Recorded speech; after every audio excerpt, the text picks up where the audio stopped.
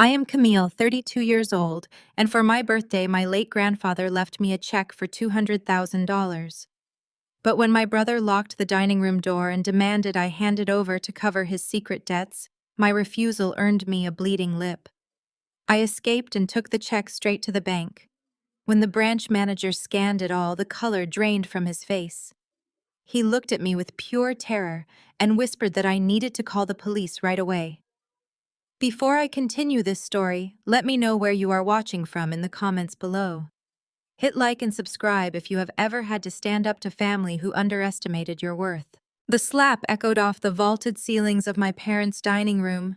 My cheek burned, the sharp, metallic taste of blood instantly filling my mouth. I stumbled back against the heavy mahogany table, clutching the piece of paper that had just ignited this nightmare. Bradley, my 35-year-old brother, stood between me and the locked double doors. His designer suit jacket was discarded on the floor, his tie loosened, and his eyes were completely bloodshot. The golden boy of the family, the hotshot investment broker, looked like a cornered animal. "Sign it over to me right now, Camille," he barked, spit flying from his lips. "I have margin calls hitting my accounts tomorrow morning. If I do not wire that money, I am ruined. Give me the check." I held the crisp piece of paper tighter. It was a cashier's check for $200,000, tucked inside a final letter from our Grandpa Winston. His lawyer had delivered it just 20 minutes ago, interrupting what was supposed to be my mandatory 30-second birthday dinner. Grandpa had bypassed my parents entirely, leaving this directly to me. I was a high-end independent estate appraiser and fraud auditor. My entire career was built on spotting inconsistencies, uncovering hidden assets, and exposing financial lies. I had spent years analyzing ledgers and tearing apart corporate shell games. I knew a desperate man when I saw one. Bradley was not just asking for a birthday favor. He was drowning, and he was fully prepared to pull me under the water to save himself. "I am not giving you my company's expansion fund to cover your illegal trading debts," I said, my voice shaking but resolute. "Move away from the door, Bradley." I looked past his towering frame to where our parents, Richard and Barbara, sat frozen in their high-backed velvet chairs. I waited for the outrage. I waited for my father to intervene, for my mother to rush to my side and ice my bleeding lip.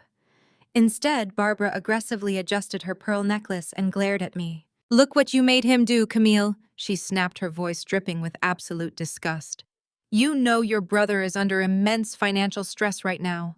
Why must you always provoke him?" "My father." Richard vigorously swirled the ice in his Scotch glass. "Your mother is right. Stop being so deeply selfish. You appraise old furniture for a living. Bradley manages real wealth. Endorse the check over to him before you cause a real scene and ruin your sister-in-law's big day tomorrow." Monique, Bradley's wife, sat perfectly poised at the other end of the table. A prominent African-American lifestyle influencer, she built her entire online brand on projecting an image of flawless luxury. She was currently busy adjusting the ring light attached to her phone case, completely unbothered by the domestic violence that had just occurred mere feet away. She needed this infusion of cash to fund her lavish wellness brand launch party tomorrow night, a massive event designed to impress her 500,000 followers and secure more high-end sponsorships. "Just sign it, Camille." Monique sighed without looking up from her illuminated screen. "Do not be tacky. We are family." The betrayal hit me harder than the physical blow, but it was not a new sensation. The taste of copper in my mouth instantly transported me back to when I was 18 years old.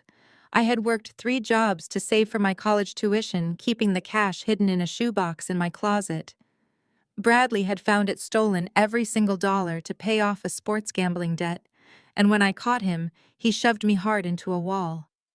My parents had told me to keep my mouth shut, because calling the cops would ruin his chances at a prestigious fraternity scholarship. They forced me to take out crippling student loans while they bought him a brand new BMW for his college graduation. I wiped the blood from my chin with the back of my hand. 14 years had passed, but the script remained exactly the same. Only this time I was not a terrified teenager. "Fine," I whispered, letting my shoulders slump in mock defeat. "You win, Bradley. Do you have a pen?" Bradley let out a ragged breath of relief and stepped away from the heavy doors, reaching into his tailored slacks for a fountain pen.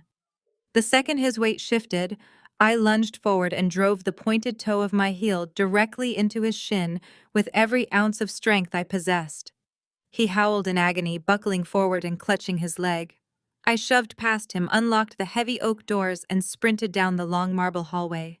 "Get back here!" my father roared from the dining room. I grabbed my purse from the entryway console, threw open the front door, and ran out into the chilly Chicago evening. I scrambled into my car, locked the doors, and slammed my foot on the gas pedal just as Bradley burst out of the front door, his face contorted with pure rage. I did not look back.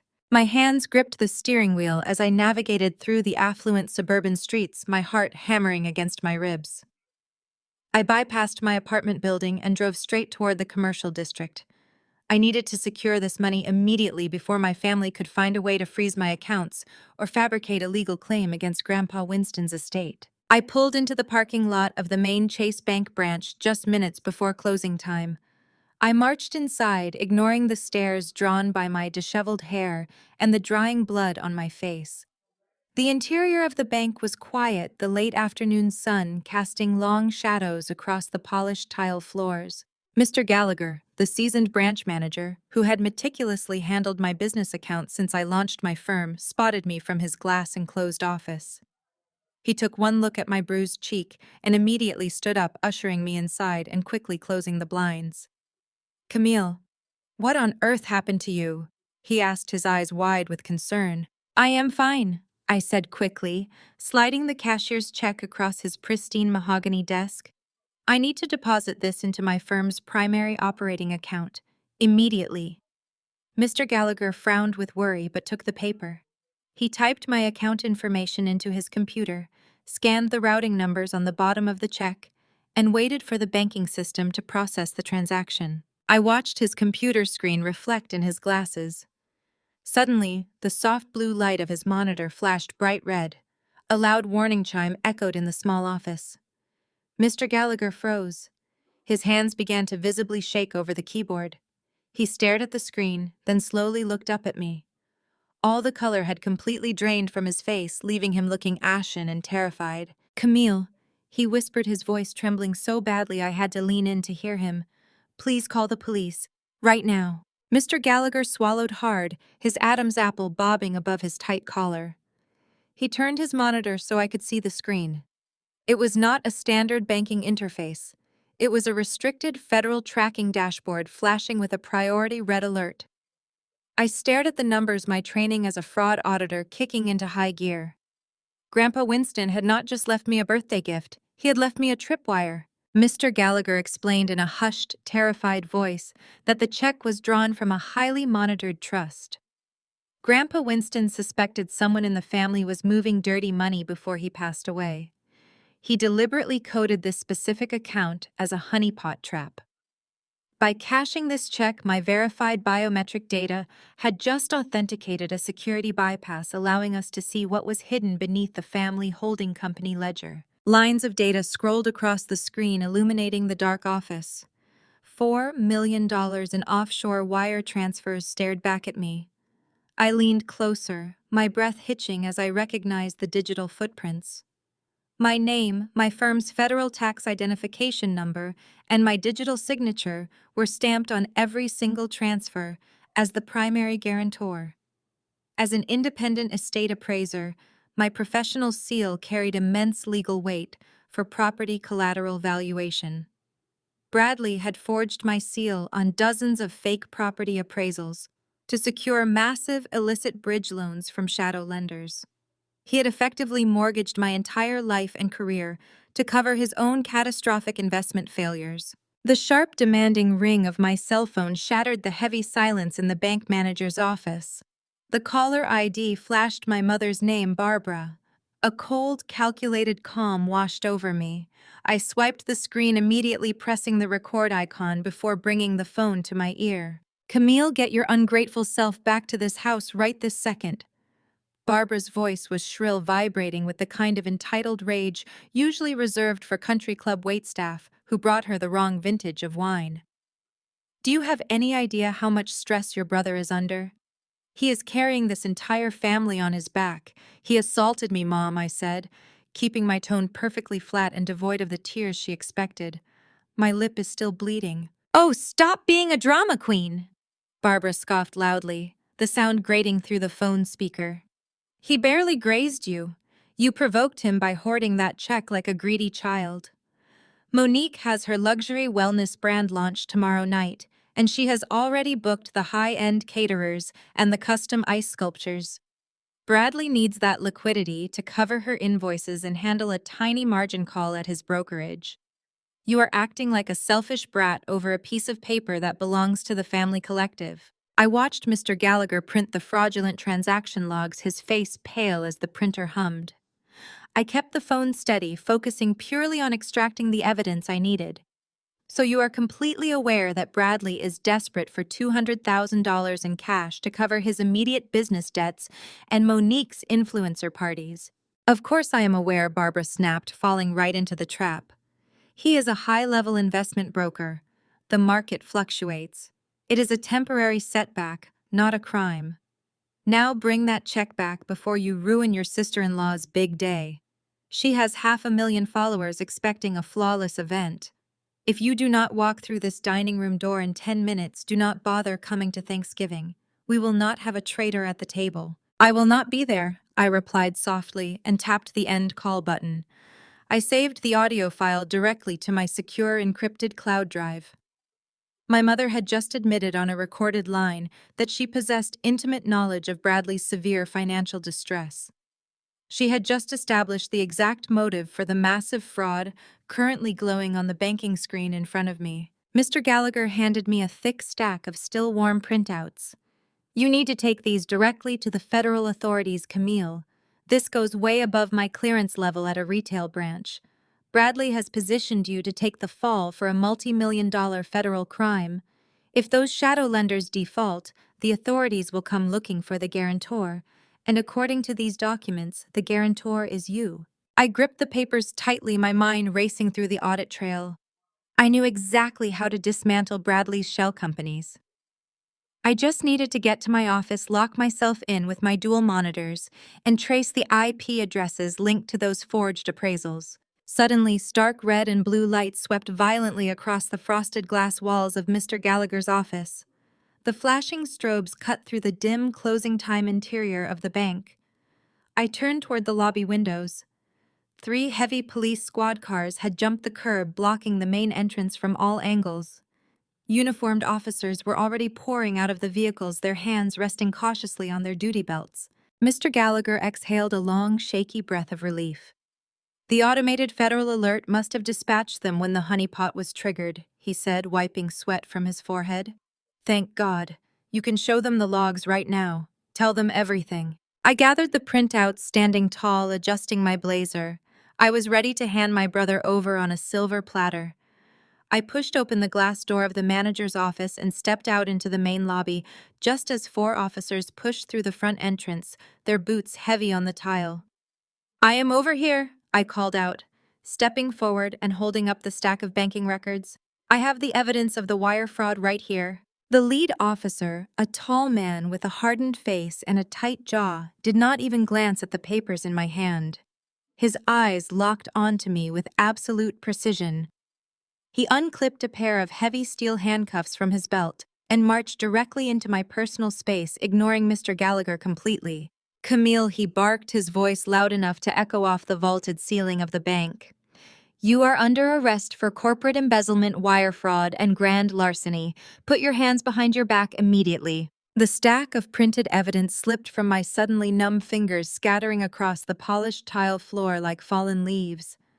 The cold steel clamped tightly and painfully around my wrists, pinning my arms behind me. As the officer began reading me my Miranda rights, reciting the familiar legal warnings, the horrifying reality crashed down on me with the weight of a collapsing building. Bradley had not just stolen my identity to secure his illicit loans. He had known the collapse was coming, and he had flawlessly framed me to take the fall. The cold metal of the interrogation table seeped through the thin sleeves of my blazer. I had been sitting in the windowless room for exactly 47 minutes. I knew this because I had counted every deafening tick of the wall clock. The handcuffs had been removed, but the stark reality of my situation remained clamped tightly around my chest. I was sitting inside a federal holding facility, facing decades in prison for crimes I did not commit. The heavy steel door finally groaned open. Two federal agents walked in, bringing the stale scent of cheap coffee with them. The lead agent, a broad-shouldered man who introduced himself as Agent Miller, carried a massive manila folder. His partner, Agent Vance, stood silently by the door with her arms crossed, her eyes calculating and cold. Miller slammed the folder onto the metal table with a loud, theatrical thud, clearly designed to break my nerve. He leaned forward, placing both hands on the table, invading my personal space. "We have a mountain of evidence against you, Camille." Miller set his voice a low, threatening rumble. $4 million in fraudulent wire transfers. You drained your own parents' retirement accounts. You funneled money from your top corporate client into offshore shell companies in the Caymans. We have the routing numbers. We have the authorization forms. We have your signature on every single document. It is over. You are going to federal prison. Any normal person would have broken down. A normal person would have wept, panicked, and begged for a lawyer. But I was not a normal person. I was a forensic fraud auditor. I had spent the last decade of my life hunting down hidden assets, tearing apart corporate shell games, and destroying white-collar criminals in civil court. I knew exactly how financial predators operated, and more importantly, I knew how they made mistakes. I did not cry. I did not panic. I simply adjusted my posture, folded my hands neatly on top of the metal table, and looked Agent Miller dead in the eye. "Show me the signature pages," I commanded, my voice completely devoid of emotion. Miller blinked momentarily, thrown off by my absolute lack of fear. He scoffed, exchanging a skeptical glance with Vance. "You do not get to make demands here, Camille." "I am not making a demand," I replied smoothly. "I am offering you a free consultation. You are looking at a manufactured paper trail designed to frame an innocent party. If you want to waste your time interrogating a decoy, while the real thief liquidates his assets and flees the jurisdiction, keep yelling at me. If you actually want to solve your case, open the folder and show me the wire authorization logs." Agent Vance stepped forward, intrigued by my complete lack of intimidation. She reached over, Miller opened the thick folder, and spread a dozen wire transfer authorizations across the table. I leaned in, my eyes scanning the dense rows of financial data, routing numbers, and digital signatures. It took me less than 30 seconds to spot the glaring inconsistencies. I pointed a steady finger at the bottom of the first page. "Look at this digital signature," I instructed, tapping the paper. "This uses a basic commercially available e-signature protocol. Notice the missing cryptographic hash stamp at the bottom margin. As a federally licensed independent estate appraiser, my digital seal is registered with a strict Class 3 certificate. Every legitimate document I sign contains a unique blockchain identifier. This signature is a cheap, superficial copy." I slid the next document toward the center of the table. "Now look at the IP routing addresses on these wire transfers." The perpetrator tried to mask their location by bouncing the signal through a virtual private network. But look at the origin node timestamped at the top right. That specific node routes directly through a residential internet service provider in the northern suburbs of Chicago. Specifically, my brother Bradley's exact zip code. Miller frowned, leaning closer to examine the microscopic print I was pointing at. I did not stop there. I hit them with a rapid-fire breakdown of the financial architecture. The money was wired into an offshore holding company. I continued, my voice steady and relentless. But look at the corporate registration date for that shell company. It was incorporated exactly 3 days after Bradley took a sudden, unannounced trip to the Bahamas last month. Furthermore, look at the timeline of events today. If I were a criminal mastermind successfully orchestrating a $4 million embezzlement scheme, why on earth would I walk into a Chase Bank branch in broad daylight? Why would I personally hand a branch manager a physical cashier's check tied to a flagged honeypot account, trigger an automated federal alert, and then patiently wait in the lobby for the authorities to arrive and arrest me? Silence fell over the interrogation room. The buzzing of the fluorescent lights overhead suddenly seemed very loud. Agent Vance picked up the wire transfer log, studying the IP addresses exactly as I had instructed. She looked up at Miller and gave a slow, confirming nod. The math did not lie. Miller sighed, pulling out the chair opposite me and sitting down heavily. The aggressive interrogation tactic vanished, replaced by a sudden, intense seriousness. "You are right," Miller admitted quietly. "We knew the paper trail was sloppy. We brought you in because your name was on the accounts, but we suspected there was a larger play at work here. Your brother Bradley is not just stealing from his family." Agent Vance stepped forward, placing both hands on the table. "Bradley is drowning in illicit debt, Camille. He has been leveraging fraudulent real estate appraisals to launder money for a violent underground syndicate. He lost their money in a series of disastrous cryptocurrency investments. Now the syndicate is demanding their cash, and Bradley is liquidating everything he can touch to pay them back before they kill him." My blood ran cold. The sheer scale of Bradley's betrayal was staggering. He had not just stolen from our parents. He had entangled our family in organized crime, and he was perfectly willing to send me to federal prison to save his own life. "We need your cooperation," Vance continued, her tone shifting from accusatory to collaborative. "We have the pieces, but the syndicate's financial structure is a labyrinth. We need a forensic auditor who understands your family's internal holding company to help us connect the dots. We need you to help us build a RICO case against your brother and his associates." I looked at the forged signatures on the table. I thought about the slap in the dining room, my parents' blind enabling, and the absolute destruction Bradley was willing to rain down on my life. "I will give you everything you need," I said firmly. "I will dismantle his entire financial network brick by brick." Before Agent Miller could slide a formal cooperation agreement across the table, a loud commotion erupted outside the interrogation room. Shouting voices echoed through the hallway.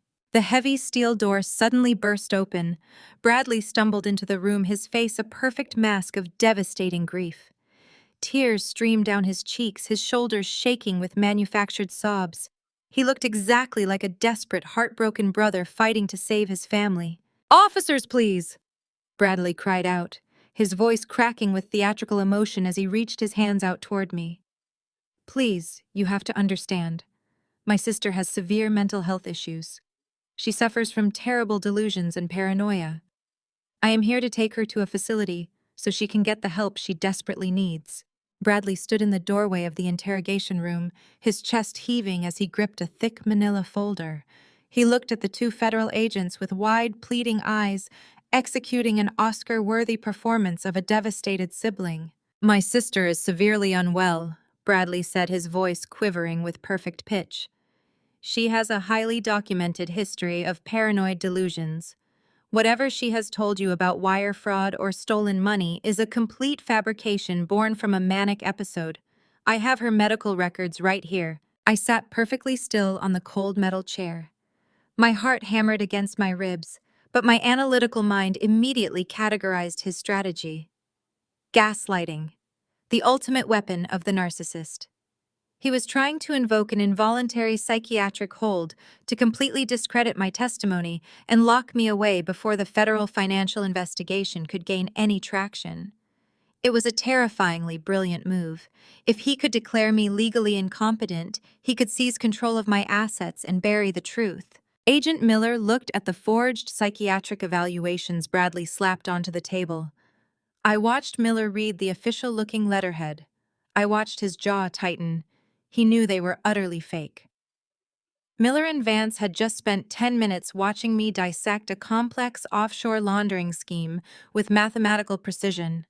But Miller was a seasoned federal investigator. He knew a golden opportunity when it walked through the door. "This explains a great deal, Mr. Bradley." Miller sighed heavily, playing his part to absolute perfection. "She was making some incredibly wild accusations about your real estate firm and your offshore accounts." "I know," Bradley said, wiping a non-existent tear from his cheek. "It breaks my heart to see her like this. I have a private medical transport waiting outside. I have the legal authority to commit her for a 72-hour psychiatric evaluation. I just want to get my sister the help she needs." Agent Vance stepped behind my chair under the pretense of removing my steel handcuffs. As the heavy cuffs clicked open, dropping from my bruised wrists, I felt her cold fingers brush against the interior pocket of my tailored blazer. She slipped something small, hard, and metallic inside the fabric lining. A micro-audio transmitter. Keep him talking. Vance breathed into my ear, her voice so low it was practically a ghost. I knew exactly what to do. I collapsed my shoulders inward, letting my hands tremble visibly against my lap. Please, Bradley, do not let them lock me up in a hospital. I whimpered, injecting pure, unadulterated terror into my voice. I will do whatever you want. Just take me home. Bradley smiled. It was a microscopic twitch of his lips, a flash of pure predatory triumph that vanished as quickly as it appeared. It is okay, Camille, he cooed, grabbing my upper arm with a bruising, possessive grip. Your big brother is going to take care of everything. He practically dragged me out of the interrogation room. We walked down the sterile, brightly lit corridors of the federal building. Bradley nodded politely at passing officers playing the tragic hero, burdened by a sick family member. But the moment the heavy glass doors of the building closed behind us and we stepped into the dimly lit concrete parking garage, the illusion shattered entirely. His grip on my arm tightened like an iron vise. He shoved me hard against the passenger side door of his luxury SUV. The impact knocked the wind out of my lungs, my back slamming against the tinted glass. You stupid, arrogant little girl, he hissed, his face inches from mine, his breath smelling of stale mints and sheer panic. Did you really think you could outsmart me in a federal bank? I cowered against the car door, ensuring the hidden microphone in my pocket had a clear line of audio. You stole $4 million, Bradley, I cried out, letting my voice crack perfectly. You forged my professional appraisal seal to secure those loans. How could you do this to your own sister? Bradley laughed. It was a hollow, cruel sound echoing off the damp concrete walls. Because you are entirely disposable, Camille. You always have been. Mom and Dad know exactly how unstable you are, and they will back my story to the absolute bitter end. You are just a lonely little appraiser playing with antiques while I deal in real power. I used your digital signature because nobody cares about you. Now you are going to sign over that $200,000 check Grandpa Winston gave you right this second. And if I do not, I asked, keeping my voice small and terrified. If you do not, I will execute the psychiatric hold right now, he snarled, tapping the forged medical folder violently against my collarbone. I have a doctor on my payroll who will pump you so full of sedatives in a locked ward that you will forget your own name. I will declare you legally incompetent, drain your business accounts, and take the check anyway. You are going to take the fall for the offshore wire transfers, and there is absolutely nothing you can do to stop me. Sign the check. He reached into his tailored jacket and pulled out a silver fountain pen, shoving it aggressively against my chest. He had just handed the FBI a recorded point-blank confession to wire fraud, identity theft, medical forgery, and extortion. The trap had snapped shut. The terrified, trembling victim act vanished from my body in a fraction of a second. I straightened my spine, slapping his hand away with absolute authority. Bradley stumbled back, his eyes widening in sudden, shocking confusion. The drastic shift in my demeanor broke his arrogant script. "What is wrong with you?" he demanded, raising the pen again. "Sign the paper." Before I could deliver the verbal kill shot and tell him exactly who was listening in the building above us, a sharp, aggressive vibration erupted from my purse. My phone was buzzing violently. I pulled it out, keeping my eyes locked on his panicked face. The screen lit up the dark parking garage. It was a high-priority push notification from Instagram. Monique, his luxury lifestyle influencer wife, had just gone live to her massive audience. I swiped the notification open. Monique filled the screen, sitting in her immaculate white marble kitchen. She was wearing perfectly applied minimal makeup to look sufficiently devastated, dabbing at her dry eyes with a designer tissue. Thousands of comments were already rapidly scrolling up the screen. "Hey guys!" Monique sniffled to the camera, her voice dripping with manufactured heartbreak. "I am so sorry to come on live like this right before my big wellness brand launch. But I need you all to please pray for my sister-in-law, Camille. She just suffered a massive, violent, psychotic break.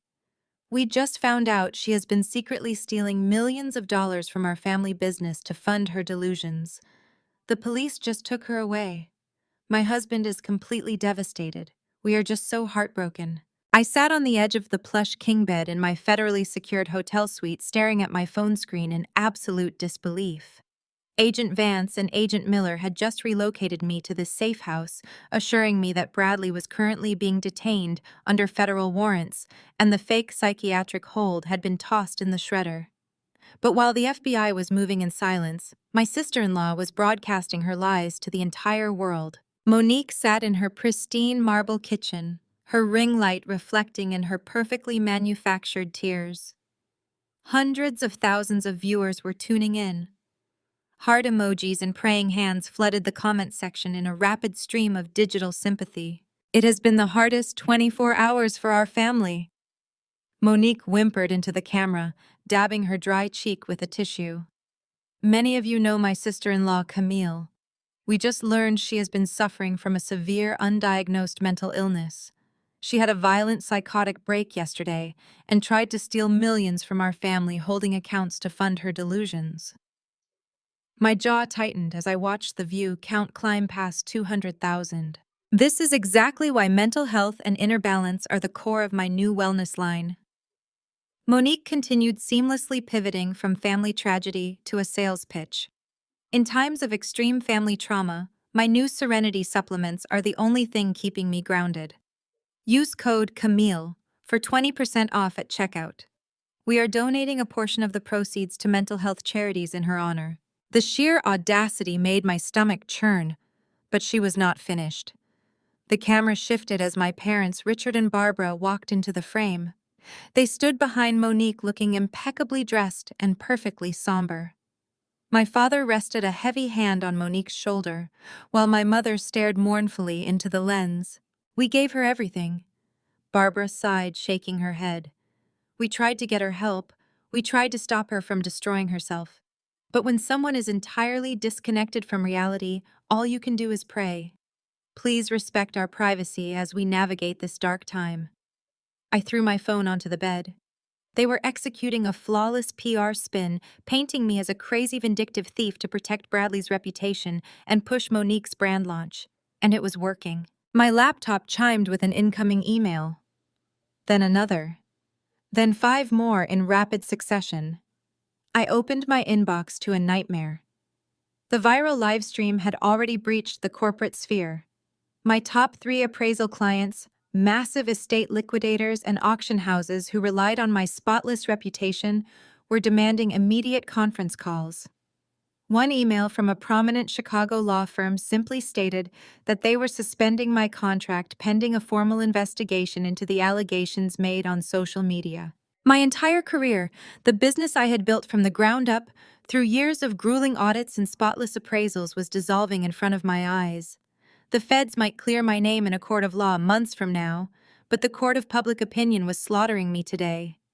By tomorrow morning, my firm would be completely toxic. I paced the length of the hotel suite, my blood running hot. I was not going to sit passively in a safe room while my family burned my life to the ground to keep themselves warm. I walked back to my laptop, flipped open the screen, and accessed my encrypted cloud drive. I bypassed the federal evidence folders and opened my personal backup. There it was. The crisp, high-definition audio file I had recorded in Mr. Gallagher's bank office. The phone call where my mother explicitly admitted to Bradley's financial ruin and brushed off his physical assault. It was the undeniable truth of the dining room slap and the extortion spoken in Barbara's own shrill, unmistakable voice. I opened an untraceable encrypted email account running through a secure proxy server. I attached the raw, unedited audio file. I did not send it to the police. I did not send it to the FBI. I sent it directly to the inbox of the largest, most ruthless celebrity gossip blog on the internet. My subject line was simple: the truth behind Monique's viral family tragedy. Then I sat back and watched the internet do what it does best. It took exactly 14 minutes for the blog to verify the voices and drop the exclusive. They posted the raw audio right next to a clip of Monique's tearful supplement pitch. The digital whiplash was instantaneous. I refreshed Monique's live stream just as the tide turned. The praying hand emojis vanished, replaced by an avalanche of outrage. Thousands of comments began screaming about the leaked audio. She lied. Your husband is broke. You are scamming your followers. Justice for Camille. Monique's eyes darted rapidly across her screen as she read the incoming comments. The fake serene expression completely drained from her face, leaving genuine panic. She looked off camera toward someone in the room, her voice dropping its soft influencer cadence. "Cut the feed," she hissed. "Shut it down right now." The screen went black. I let out a ragged breath, feeling a sharp, dangerous thrill of victory. I had detonated their false narrative. The sponsors would drop Monique by morning. The investors would pull out of Bradley's shell companies. My parents' precious country club reputation was permanently shattered. I closed my laptop and walked toward the small kitchenette to pour myself a glass of water. I needed to call Agent Vance and let her know about the public leak before it compromised their RICO timeline. Before I could pick up my phone, a sudden violent pounding echoed through the hotel suite. I froze. The heavy oak door rattled on its hinges. Agent Miller and Agent Vance had explicitly told me no one knew the location of this federal safe house. I was registered under an alias. The pounding intensified, accompanied by the frantic twisting of the doorknob. "Camille, open this door right now." The voice sent a paralyzing shock of terror straight down my spine. It was my father. Richard and Barbara were in the hallway. I backed away slowly, my heart hammering in my throat. How had they bypassed federal security? How did they find me? And more importantly, what were they willing to do now that their empire was burning? The heavy hotel door shuddered violently under the sheer force of the pounding. My heart hammered against my ribs, but the initial spike of adrenaline quickly morphed into a cold, hardened rage. They had tracked me down. Of course they had. My parents always possessed a terrifying predatory knack for locating me whenever their golden boy needed a scapegoat to absorb his collateral damage. "Camille, open this door right now." My father's voice boomed through the solid wood, muffled, but unmistakably furious. "We know you are in there." Barbara shrieked, her voice hitting that familiar hysterical pitch that had conditioned me to cower since childhood. "You are destroying this family. Open up before we get the manager and have you dragged out." I did not cower. Not this time. The terrified, compliant daughter they expected to find no longer existed. I stepped forward, unlatched the heavy brass deadbolt, and ripped the door open. Richard and Barbara practically stumbled into the entryway. They looked completely unhinged, a far cry from the polished country club elites they portrayed on Monique's livestream just minutes prior. My mother's normally immaculate hair was disheveled, her designer coat hastily thrown over her shoulders. My father's face was a mottled, angry purple, his hands balled into tight fists at his sides. "Are you completely out of your mind?" Richard roared, stepping aggressively into my personal space in a blatant attempt to intimidate me. "Do you have any idea what you just did? Monique is losing thousands of followers by the minute. Her brand partners are pulling out of the launch. You leaked a private family discussion to a trashy gossip site." "It was not a discussion, Richard," I said, my voice dangerously soft and perfectly level. "It was textbook extortion. Your son assaulted me and tried to steal $200,000 to cover his federal crimes." "He barely touched you!" Barbara screamed, pointing a trembling manicured finger directly at my face. "You are deliberately sabotaging your brother's entire career because you have always been insanely jealous of his success. You ruined Monique's launch. You ruined Bradley's impeccable reputation. We paid for your life, Camille. We raised you, we fed you, we gave you absolutely everything. You owe us." The sheer audacity of her words hung in the sterile air of the hotel hallway. "You owe us." The phrase echoed in my mind, triggering a massive tidal wave of suppressed memories. For 32 years, that had been their favorite psychological weapon. The eternal debt I supposedly owed them, simply for existing while Bradley was treated like royalty and absolved of all sins. I did not back down. I stepped right into my mother's pointing finger, forcing her to take a physical step back. "You paid for my life?" I laughed, a sharp, bitter sound that made my father flinch. "Let us talk about what you actually paid for, Barbara. Let us talk about the summer I turned 22. Do you remember that summer? Because I remember it perfectly." My parents froze. The angry purple drained completely from Richard's face, replaced by a sudden, sickly pallor. I was working double shifts at that greasy diner downtown. I continued, my voice rising, vibrating with a decade of buried resentment. I was physically exhausted, saving every single penny to pay for my appraisal certification courses because you looked me in the eye and told me you were completely broke. You told me the family holding company was struggling and you could not spare a single dime for my education. I took another step forward, backing them both out of the doorway and into the carpeted corridor. But you were not broke, were you? I demanded, staring directly into my father's terrified eyes. You had just taken out a second mortgage on the house, a massive $300,000 lien with a predatory interest rate. Not to save the business, not to help me build my career.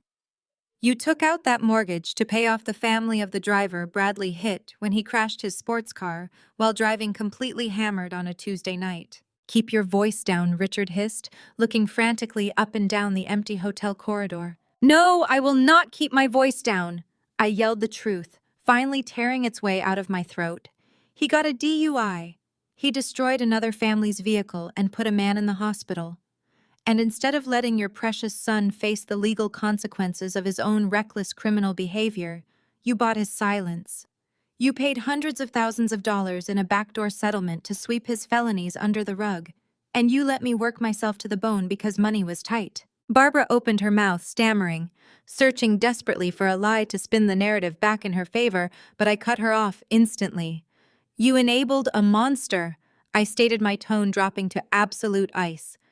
You financed his delusions. You covered up his crimes. And when he finally ran out of your money, you stood by and watched him try to steal mine. You watched him physically assault me in your own dining room, and you blamed me for bleeding on your floor. They stood there in the hallway, completely stripped of their self-righteous anger. They were reduced to two terrified enablers, realizing their favorite victim had finally grown teeth. I do not owe you anything, I stated, measuring every single word with lethal precision. I am not your scapegoat anymore. I am not your safety net. As of this exact second, I have no parents. I have no brother. I am officially done with all of you. Do not ever try to contact me again. I grabbed the edge of the heavy oak door, preparing to slam it in their stunned faces and lock them out of my life permanently. Before I could swing the door shut, a sharp ding echoed through the corridor. The elevator doors at the far end of the hall slid open. A man in a cheap gray suit stepped out. He carried a battered leather briefcase and moved with mechanical, practiced efficiency. He walked straight past my frozen parents, his eyes flicking between a piece of paper in his hand and the brass numbers on my hotel room door. "Camille," he asked, coming to a halt right in front of me. "Yes," I replied, my guard instantly shooting back up. "You have been served," he said in a bored, monotonous voice. He pulled a thick, heavy stack of legal documents from his briefcase and shoved them forcefully into my hands, before turning around and marching right back toward the waiting elevator. I stared down at the massive packet of legal filings. The bold black text on the front page jumped out at me, making the blood roar in my ears. It was a civil lawsuit filed in the federal district court. The plaintiff was Bradley. I rapidly flipped through the first few pages, my eyes scanning the dense legal jargon with analytical speed. My brother was not just trying to silence me or frame me for the wire fraud. He was going for the absolute jugular. He was suing me for 100% ownership and complete operational control of my independent appraisal firm. According to his fabricated sworn affidavit, he was claiming that he had provided the initial seed money to launch my business 10 years ago, making him the sole legal proprietor of my entire livelihood. I held the heavy stack of legal documents, the weight of Bradley's sheer delusion grounding me to the hallway floor. He actually thought he could steal my firm. I looked at Richard and Barbara. Their faces had shifted from genuine shock to a sickening glimmer of hope at the sight of the lawsuit. They actually thought this piece of paper was their salvation. I turned my back, stepped into my hotel room, and let the heavy door click shut. The lock sliding into place sounded incredibly final. It was time to introduce them to the real power in this family. 72 hours later, the air inside the federal courthouse was thick with tension.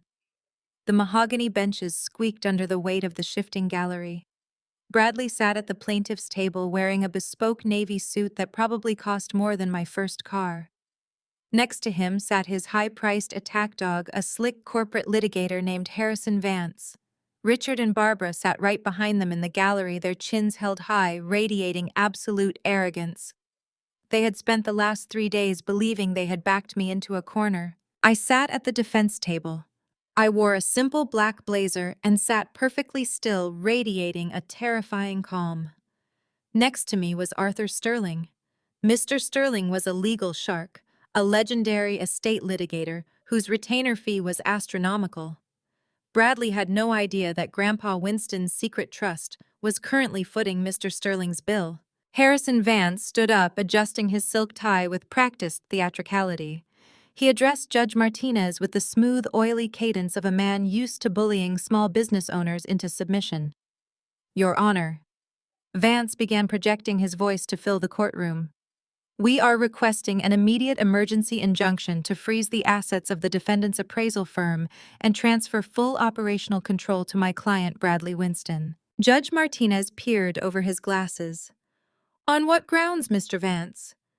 Vance pulled a pristine document from his leather briefcase and handed it to the bailiff. "On the grounds of absolute legal authority, Your Honor. What you are looking at is a comprehensive, notarized power of attorney executed by the late Theodore Winston, granting my client complete and total control over the Winston family estate." Vance turned and pointed directly at me.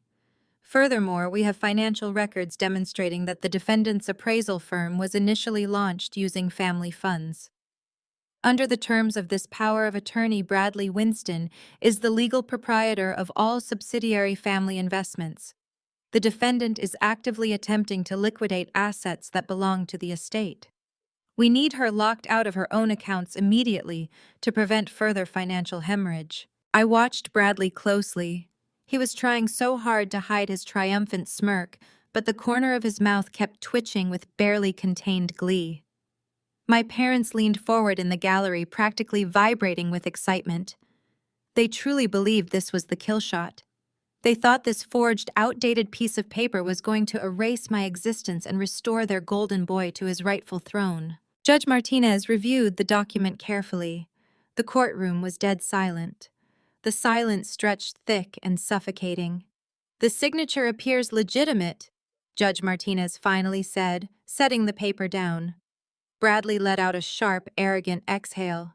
Barbara squeezed Richard's arm, letting out a soft sigh of relief. The judge looked at our table. "Mr. Sterling, do you have a response to this request for an emergency injunction?" Mr. Sterling stood up slowly. He buttoned his suit jacket, picked up a thick red accordion folder, and walked toward the bench with the calm, terrifying grace of an apex predator. "We have a very thorough response, Your Honor," Sterling said, his voice echoing off the wood-paneled walls. "I ask the court to reject the plaintiff's motion in its entirety. The document Mr. Vance just submitted to this court is absolutely worthless. It is a piece of trash." Vance jumped to his feet. "Objection. Sit down, Mr. Vance," Judge Martinez snapped, holding up a hand. "Continue, Mr. Sterling." Sterling handed the heavy red folder to the bailiff. "The plaintiff is relying on a power of attorney dated 4 years ago," Sterling explained, pacing deliberately in front of Bradley's table. "But my client's grandfather, Theodore Winston, was a brilliant and highly observant man. 6 months before his passing, he noticed severe financial irregularities within the family holding company, irregularities directly linked to Bradley Winston." Bradley's smug expression instantly evaporated. His face turned the color of wet ash. Instead of confronting his grandson immediately, Theodore Winston took discreet legal action. Sterling continued, his voice dropping to a lethal, razor-sharp register. "Exactly 7 days before his fatal heart attack, Theodore Winston walked into my office. He executed a quiet, ironclad, and legally binding revocation of all previously issued powers of attorney, every single one of them." Vance scrambled for his notes, looking frantic. "We were never notified of any revocation. That was entirely by design." Sterling shot back, staring directly at Bradley. Theodore Winston enacted a specific protocol. He knew that if Bradley discovered his authority had been stripped, He would attempt to drain the accounts or forge new documents, so Theodore Winston kept the revocation sealed. Sterling turned back to the judge, but he did not just revoke the authority, Your Honor. He triggered a failsafe, a poison pill clause written deep into the foundational charter of the Winston Family Trust. The judge leaned forward, deeply intrigued. Explain this poison pill clause, Mr. Sterling. If any family member attempts to enforce a revoked power of attorney, or if any heir is caught attempting to defraud another beneficiary, the trust triggers an automatic, non-negotiable, punitive restructuring, Sterling stated, enunciating every syllable. The offending party is immediately stripped of all estate privileges and complete control of the family holding company, defaults to the designated fail-safe executor. The silence in the courtroom was absolute. I could hear the erratic, panicked breathing coming from the gallery where my parents sat. Bradley was gripping the edge of his table so hard his knuckles were bone white. Judge Martinez broke the seal on the red folder. He pulled out the thick stack of certified, time-stamped documents. He read the first page, then the second. He flipped to the back to verify the notarized signatures and the heavy, embossed state seals. Vance leaned over and whispered something frantic into Bradley's ear. Bradley shook his head blindly, staring at the judge in pure, unadulterated terror. The illusion of his power was disintegrating. Judge Martinez slowly placed the documents down on his desk. He took off his glasses and looked directly at the plaintiff's table. The shift in the judge's demeanor was palpable. He looked at Bradley with sheer disgust. Mr. Vance, Judge Martinez said, his voice ringing with absolute authority, I suggest you advise your client to drop this frivolous lawsuit before I sanction you both for wasting the court's time with invalidated documents. Vance opened his mouth, but no sound came out. Judge Martinez picked up his heavy wooden gavel. Mr. Bradley, the judge, announced his words, striking the courtroom like thunder. Not only do you not own her company, but according to this binding addendum, Camille is now the sole executor of the entire family holding company. She is your boss. The gavel slammed down with a deafening crack. Monday morning arrived with a crisp, biting chill that felt entirely appropriate for the business at hand. I stepped out of the black town car and looked up at the towering glass and steel facade of the Winston family real estate brokerage. For my entire adult life, this building had been a monument to my brother's unearned arrogance and my parents' blatant favoritism. Today, it belonged to me. I walked through the revolving glass doors, my heels clicking sharply against the imported Italian marble floor. I was not alone. Flanking me were two massive stone-faced private security contractors I had hired over the weekend. They wore tailored black suits and earpieces, moving with a synchronized, intimidating grace that commanded instant attention.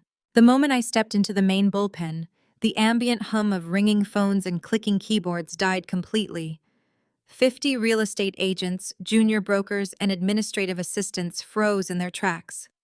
Everyone had seen Monique's disastrous viral live stream. Everyone had heard the leaked audio of my mother admitting to Bradley's financial crimes. The air was thick with paranoid whispers and wide-eyed stares, but I did not break my stride. I marched straight through the center of the office, keeping my eyes locked on the frosted glass doors of the corner CEO suite.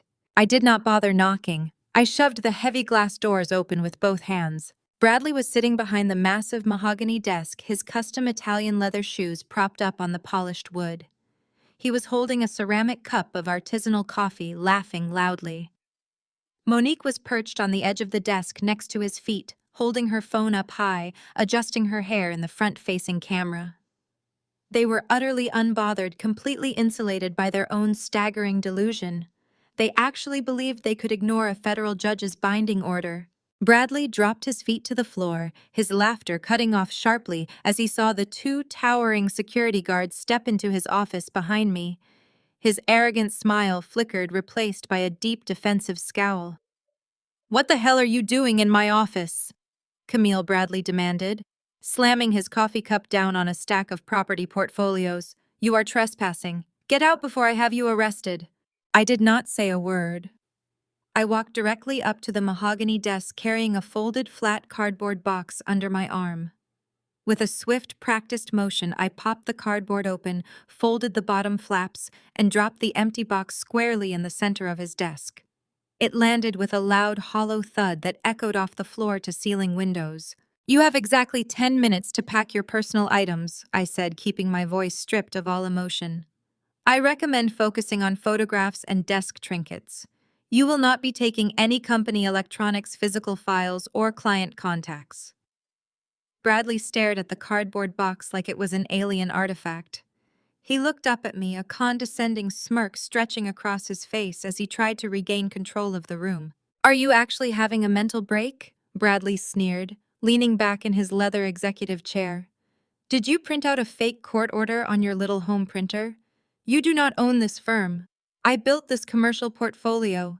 I brought in the offshore investors. Grandpa Winston gave me this company. Grandpa Winston revoked your authority a week before he died because he realized you were stealing from the family trust to cover your gross incompetence," I countered, placing the certified state-stamped federal injunction directly on top of his keyboard. Judge Martinez legally transferred full operational control of the entire holding company to me on Friday afternoon. I am the sole executor. I am the CEO. You are officially terminated. The blood rushed to Bradley's face, turning his skin a dark, furious crimson. The reality of the situation finally pierced through his impenetrable wall of narcissism. He was not the golden boy anymore. He was an unemployed liability. "You cannot do this to me," Bradley roared, leaping out of his chair. He slammed his fist down on the desk, rattling the expensive pens and monitors. "I am Bradley Winston. I am the only reason this firm is surviving. You are nothing but a pathetic, lonely little appraiser who plays with dusty antiques. You have no idea how to run a commercial real estate empire. You ran it straight into federal wire fraud and a RICO investigation," I replied, my tone absolutely glacial. "My first act as CEO is cooperating fully with the FBI to audit every single one of your offshore accounts. Your 10 minutes are ticking. Pack your desk," Bradley snapped. A decade of unchecked rage and pure entitlement exploded out of him. He let out a primal, furious scream, grabbed his massive curved computer monitor with both hands, and ripped it off the desk. Cables tore out of the wall sockets as he hurled the heavy monitor across the room. It smashed directly into the frosted glass wall with a deafening crash, showering the expensive carpet in broken plastic and shattered glass. The entire office outside the suite gasped. The two security guards immediately stepped forward, their hands dropping toward the utility belts at their waists, placing themselves firmly between me and my brother. I did not even flinch. "You owe us this company," Monique suddenly shrieked, jumping off the desk and pointing her phone camera directly at my face. She was practically vibrating with hysteria. "You are a jealous, vindictive monster. We are the entire brand. Bradley and I are the faces of Winston Real Estate. Without us, this brokerage is absolute garbage. Our network is the only thing keeping the lights on." "Your network just watched you lie about my mental health to sell cheap wellness supplements," I said, staring her down. "You are a liability to the brand." I turned my head slightly, gesturing to the security contractors. "Remove them from my building," I ordered. "If they resist, call the local precinct and have them charged with criminal trespassing and destruction of corporate property." The guards moved with terrifying speed. One grabbed Bradley by the bicep, twisting his arm firmly behind his back in a compliance hold. The other stepped toward Monique, extending a massive, unyielding hand to guide her toward the door. "Take your hands off me," Bradley screamed, kicking wildly at the desk as the guard hauled him backward. "I am calling Dad. I am calling the board." "You are dead, Camille. I will bury you in litigation. You will never sit in that chair." Monique slapped the second guard's hand away, her perfect influencer facade completely dissolving into pure, unadulterated venom. She did not fight the physical removal, allowing the guard to back her out of the suite and toward the main elevator bank. The entire bullpen of employees watched in absolute silence as their former boss and his wife were paraded out like common criminals. Just before the guard forced her into the waiting elevator, Monique dug her heels into the carpet and stopped. She looked back at me standing in the center of the executive suite. The hysterical panic on her face vanished, replaced by a cold, calculating, and viciously triumphant smile. Enjoy the empty throne, loser. Monique sneered, her voice echoing perfectly through the dead silent office. I wired $3 million out of the corporate operating accounts to the Caymans yesterday afternoon. You are the CEO of a bankrupt shell. The elevator doors had barely slid shut on Monique's smug, venomous face when a frantic commotion erupted from the main reception area. The heavy glass security doors swung open with such violent force that they slammed against the marble walls. My parents, Richard and Barbara, practically shoved their way past the remaining security guard at the front desk. They must have been waiting in the lobby downstairs, expecting Bradley to emerge victorious from his fabricated lawsuit ambush. Instead, they had just watched my security team haul their golden boy out of the building. Barbara sprinted into the executive suite, her chest heaving. Her eyes darted wildly from the broken computer monitor bleeding sparks on the carpet to the empty cardboard box I had casually tossed on the mahogany desk. Richard followed close behind her, his face a tight mask of desperate, sweating panic. They completely ignored the fact that my brother had just violently destroyed corporate property. They ignored the fact that his wife had just gleefully confessed to corporate embezzlement in front of an entire office of witnesses. "Camille, what have you done?" my mother shrieked, rushing forward to grip the edge of the desk. "You are completely out of control." Bradley just called us from his car in the parking garage. He told us about the money. He told us everything. "Then you know he is a thief," I stated calmly. I walked around the massive desk and pulled out the heavy leather executive chair. I sat down, resting my hands firmly on the polished mahogany armrests. The seat of power was finally mine, and the leather was still warm from my brother's panic. "They just needed a safety net," Richard pleaded, his voice cracking with a pathetic, desperate edge that I had never heard from him before. He leaned over the desk, attempting to loom over me, but I simply leaned back, totally unfazed. "You have your precious company now, Camille. You won. Just let them keep the offshore account. Let them walk away with the $3 million. They have kids to feed. They have a lifestyle to maintain. If you take that money back, they will be completely destitute." "You are being entirely ruthless," Barbara sobbed, slamming her manicured hand against the desk. "You are tearing your own flesh and blood apart over a few $1 million. You have your appraisal firm. You have the CEO title. Just drop all of the charges, step down from the holding company, and let your brother have a fresh start. It is the right thing to do, Camille. Stop being so vindictive. You owe him that much after humiliating him in front of his entire staff." I looked at the two people who had spent my entire life treating me like an inconvenient footnote to Bradley's magnificent existence. They were literally begging me to legally absolve a criminal just so he could continue living in luxury with stolen funds. I let out a slow, dark laugh. The sound echoed off the glass walls of the suite, sharp and cold. My parents froze, their desperate pleas dying in their throats. "Do you really think Monique executed a financial masterstroke?" I asked, lacing my fingers together and resting them on the desk. "You actually believe she outsmarted me by moving $3 million to a tax haven in the Caribbean?" Richard blinked, confusion momentarily replacing his panic. "She wired the funds yesterday morning. The transfer cleared. The money is gone, Camille. You are the CEO of a bankrupt shell." He was quoting Monique's exact parting words, proving they had orchestrated this entire exit strategy together as a family unit. "I am a forensic real estate appraiser, Richard," I said, my voice dropping to a terrifyingly calm register. "My entire career revolves around tracking hidden assets, auditing falsified records, and finding the money that arrogant men like your son try to hide." "Did you honestly believe I would walk into this building to execute a hostile takeover without securing the corporate accounts first?" Barbara's face went completely slack. The hysterical edge vanished from her eyes, replaced by a creeping, icy dread. "What are you talking about, Camille?" "When Grandpa Winston transferred full executor control to me a week before he died, he gave me unrestricted access to the master ledger," I explained, enjoying the absolute horror blooming on their faces. I saw the massive financial holes Bradley was digging. I knew exactly how he operated. And when I began cooperating with the federal authorities, I told the agents handling the RICO investigation that the second Bradley felt cornered, he would attempt to drain the corporate reserves and flee the jurisdiction. I stood up from the leather chair, planting my hands flat on the desk, leaning in close to my parents so they could hear every single syllable of their absolute defeat. "So I set a trap," I whispered. "A honeypot." Last Thursday, I quietly froze the actual Winston holding accounts and shifted our liquid capital into an encrypted federal escrow. I left exactly $3 million sitting in a dummy corporate account. And that specific routing number in the Cayman Islands that Monique thought she was so cleverly using to hide the stolen cash.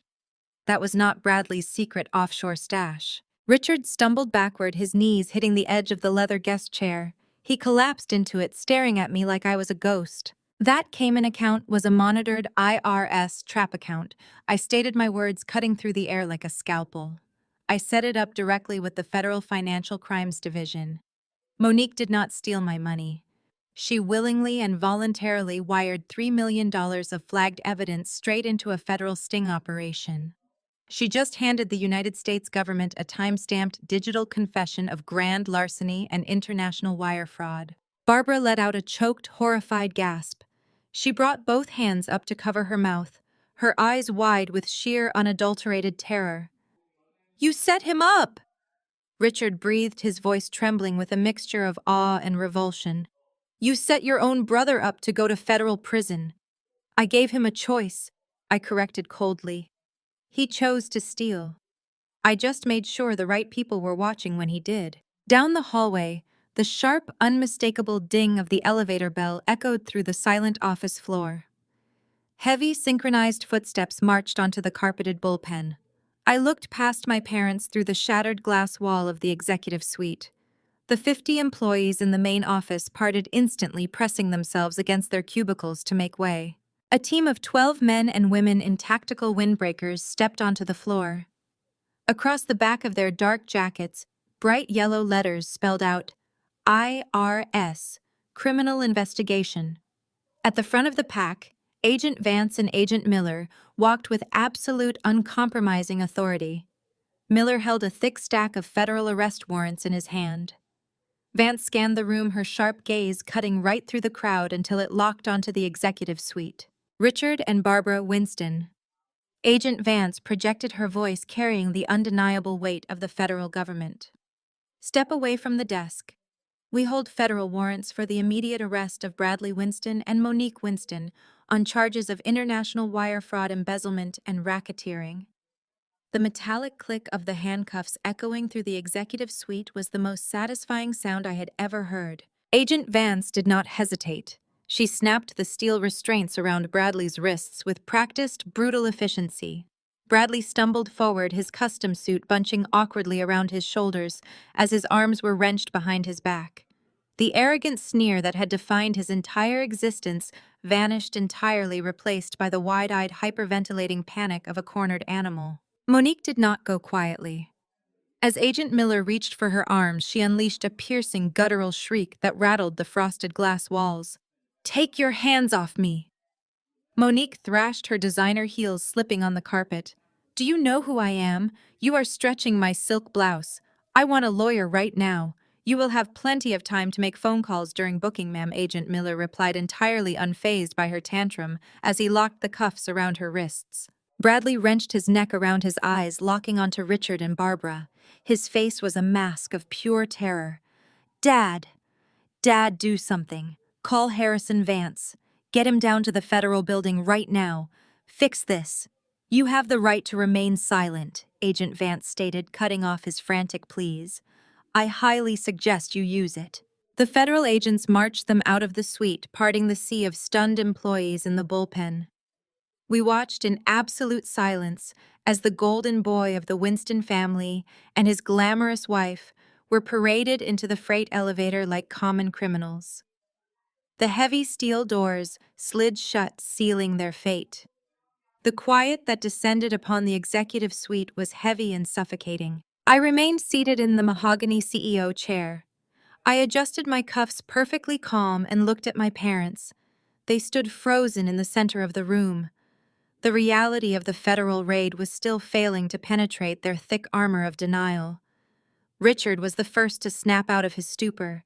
He whirled around to face me, his face purple with rage. His fists were trembling at his sides. "You vindictive, psychotic monster," Richard spat, taking a threatening step toward the desk. My security guards instantly stepped inward, blocking his path. Richard froze, glaring at me over their broad shoulders. "You set up your own brother. You handed him over to the federal government." He handed himself over the second he wired stolen corporate funds into an offshore account, I replied evenly. "I simply provided the IRS with the correct routing number." Barbara rushed forward, grabbing Richard's arm. Her face was streaked with ruined makeup, her breathing shallow and frantic. "We have to get him out!" Barbara gasped, her voice shrill. "Camille, call the bank. Unfreeze the company accounts right now. We need to wire a retainer to Harrison Vance, and we need to post their bail. They cannot spend the night in a federal holding cell. Bradley has a sensitive stomach." I looked at my mother with a mixture of pity and absolute disgust. Even now, watching him get arrested for stealing millions, her only concern was his comfort. "The corporate accounts are locked down by the FBI," I stated, leaning back in my chair. "Furthermore, the IRS Criminal Investigation Unit just initiated a total asset freeze on Bradley and Monique's personal finances. Their checking accounts, their savings, their domestic shell companies, their credit cards. Everything is gone. The federal government seized it all 20 minutes ago. They have exactly 0 liquid assets." Richard's eyes darted around the room, performing mental gymnastics to find a solution that did not involve holding his son accountable. His gaze locked onto me, hard and demanding. "Then you will use your own money," Richard ordered. His tone was not a request. It was the exact same commanding, entitled voice he had used my entire life whenever he needed me to step aside for Bradley. "You have $200,000 sitting in the operating account of your appraisal firm. You will wire every single cent of it to the defense attorneys right now. You will bail your brother out." I stared at him. The sheer audacity of his demand hung in the air, toxic and heavy. "I will not spend a single cent to rescue a thief," I said, my voice dropping to a glacial, unyielding whisper. "My money belongs to my firm. Bradley is on his own." Barbara let out a sound that was half sob, half scream. She slammed both of her hands flat against the mahogany desk. "He is your brother!" Barbara shrieked, the veins in her neck straining against her skin. "How can you be so ruthless? He has a wife. If you will not help him, we will. We do not need your pathetic little savings. We will sell our house. The Beacon Hill estate is worth over $4 million. We will liquidate it today. We will hire the best federal defense team in the country, and we will make sure you are cut out of this family forever." I did not blink. I did not flinch. I sat in the seat of power and allowed a slow, icy smile to spread across my face. I reached down into the bottom drawer of the desk. I pulled out a thick, heavy manila folder and dropped it squarely in front of my mother. "You cannot sell the house, Mother," I said softly. Richard snatched the folder off the desk before Barbara could reach it. He flipped it open. His eyes scanned the top page. I watched the exact second his heart stopped. The aggressive red color drained from his face, leaving behind a sickly, terrifying shade of gray. His hands began to shake violently, the expensive parchment paper rattling in his grip. "What is it?" Richard, Barbara demanded, clawing at his sleeve. "What does it say?" I folded my hands on the desk and delivered the final, fatal blow. "As an auditor, I do not just look at corporate accounts," I explained, my voice echoing in the dead quiet room. "When I took control of the holding company, I audited everything attached to Bradley's name. Bradley did not just bleed the commercial firm dry. 6 months ago, when his offshore losses started piling up and his margin calls came due, he grew desperate. He forged both of your signatures." Barbara stopped breathing.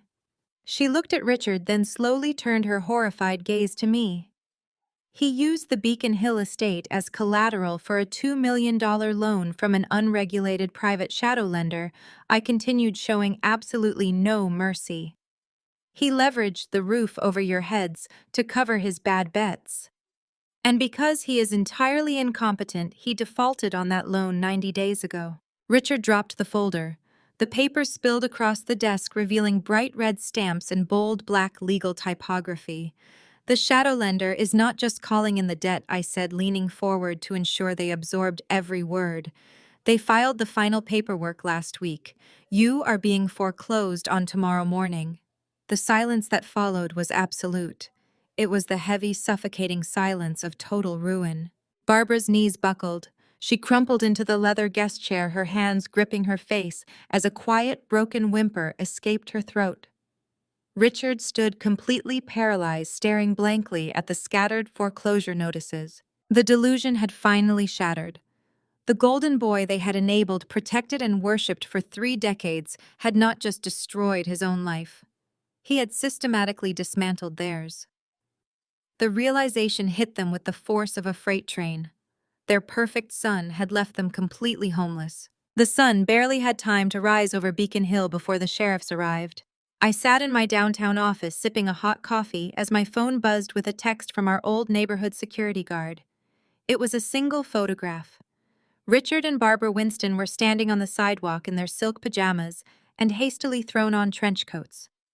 2 armed deputies were physically changing the locks on the heavy oak front doors of the estate. They were only allowed to take whatever fit into 2 small suitcases.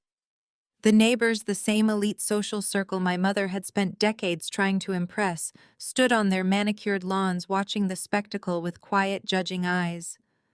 My parents were paraded out of their own neighborhood like trespassers. By noon, the reality of their frozen bank accounts set in.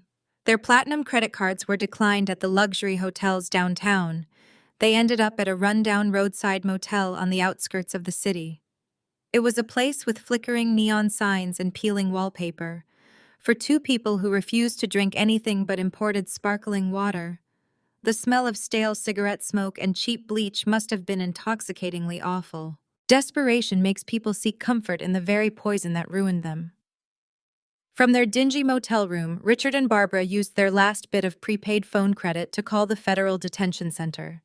They expected their golden boy to offer a tearful apology. They wanted Bradley to tell them this was all a giant mistake, a temporary setback, and that he had a brilliant plan to save them all. Instead, they received a masterclass in the exact monster they had created. I received the audio file of that recorded jailhouse call 24 hours later, courtesy of my cooperation with the federal prosecutor. I listened to it through my noise-canceling headphones while staring out at the city skyline. "Dad, I need you to wire 50 grand to Vance right now," Bradley demanded the second the automated prison greeting ended. His voice was completely devoid of remorse. "We do not have 50 grand, Bradley," Richard stammered, his voice breaking. "The bank took the house. We are sleeping in a motel. You left us with absolutely nothing." There was a sharp, callous scoff on the other end of the line. "Well, deal with it. You 2 are adults. This is your fault anyway. If you had just signed over the remaining family trusts to me last year, I could have covered the margin calls. I would not have had to use the house. You suffocated my cash flow, and now we are all paying for it." "Bradley, how can you say that to us?" Barbara sobbed into the receiver. "I have to go. My recreation time is up." Bradley snapped, completely ignoring his mother's tears. "Figure out the money and get me out of here." The call disconnected with a hollow click. The golden child had spoken. While my parents wallowed in the miserable reality of their own making, I was busy rebuilding an empire. The first 30 days as the official CEO of Winston Real Estate were a masterclass in corporate sanitation. I purged every single toxic asset Bradley had touched. I fired the bloated middle management team he had hired to stroke his ego, replacing them with sharp, hungry analysts from my own appraisal firm. The 2 companies merged seamlessly. The legitimate brokers, the ones who actually did the hard work, while Bradley took the credit, rallied behind me. Revenue stabilized within 3 weeks. We were operating in the black. The corporate debt was being restructured with actual legitimate banks, and the toxic shadow of my brother's incompetence was scrubbed from the building. I spent my days dominating boardrooms and my evenings enjoying the quiet, unshakable peace of a life I had built entirely on my own merit. It was past 9 on a Thursday night when I finally packed up my briefcase. The office was empty, the lights dimmed to a low energy-saving hum. I took the private executive elevator down to the subterranean parking garage. The concrete space was cold and echoed with the sound of my footsteps. As I approached my car, a shadow detached itself from the concrete pillar near my parking space. I stopped my hand, instantly gripping the heavy metal flashlight attached to my keychain. Camille, wait. The voice was raspy, frantic, and entirely stripped of its usual haughty arrogance. Monique stepped into the dim fluorescent light. She looked absolutely horrific. The designer blowout was a tangled, greasy mess.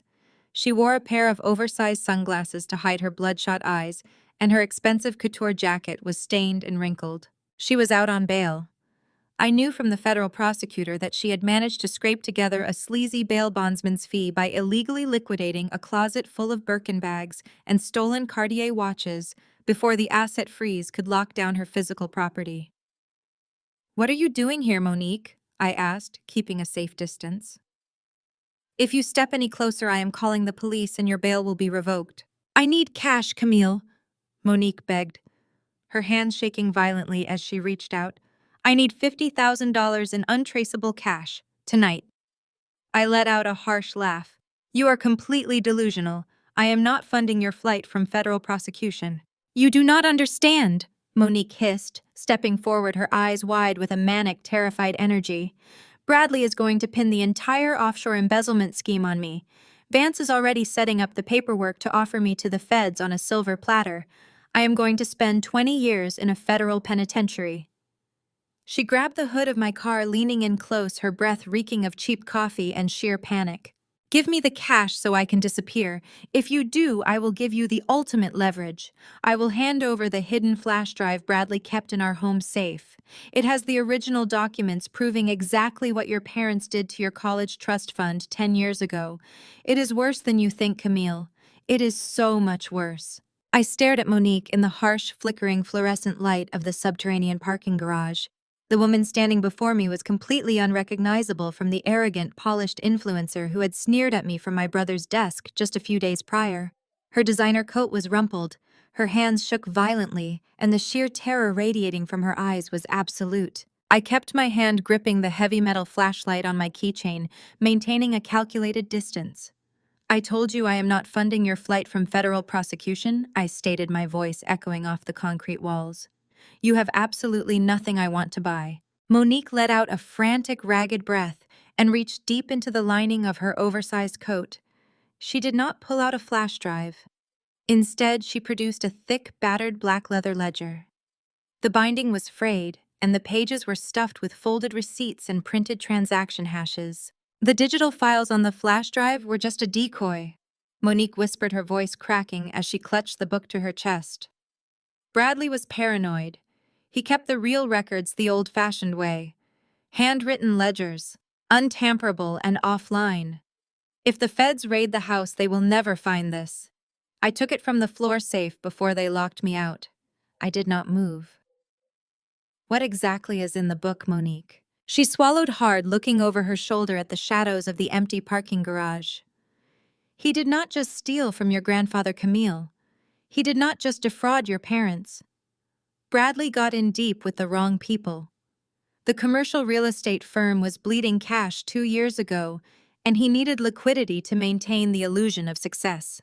So he started taking on private, undocumented clients." Monique took a trembling step forward and thrust the heavy leather book toward me. "He was laundering money for a violent underground syndicate, the kind of people who run illegal sports books and offshore casinos.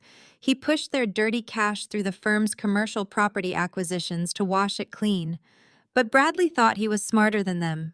He thought he was a financial genius." I took the book from her shaking hands. The leather was damp from her nervous sweat. I flipped it open to a random page in the middle. The meticulous columns of handwritten numbers were staggering. Millions of dollars were logged in tight, frantic handwriting.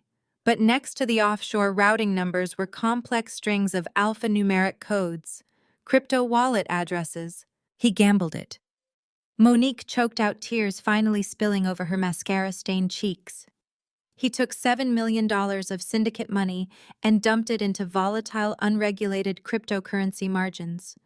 He thought he could double their money, take his cut, and replace the principal before they ever noticed. But the market crashed. He lost it all, Camille, every single cent. The syndicate does not know yet. They think the IRS simply froze those accounts during the raid. When they find out the money was already gone, they will kill him, and they will kill me for being his wife. She dropped to her knees on the cold concrete, her hands clasped together in pure, unadulterated begging. I need $50,000 in untraceable cash. Camille Monique pleaded, sobbing openly, just enough to cross the northern border and disappear. I gave you the ultimate weapon. You hold the final nail in his coffin. Now please help me survive this. I looked down at the sobbing, broken woman at my feet. I looked at the black leather ledger in my hands. The absolute staggering stupidity of my brother was laid bare in these pages.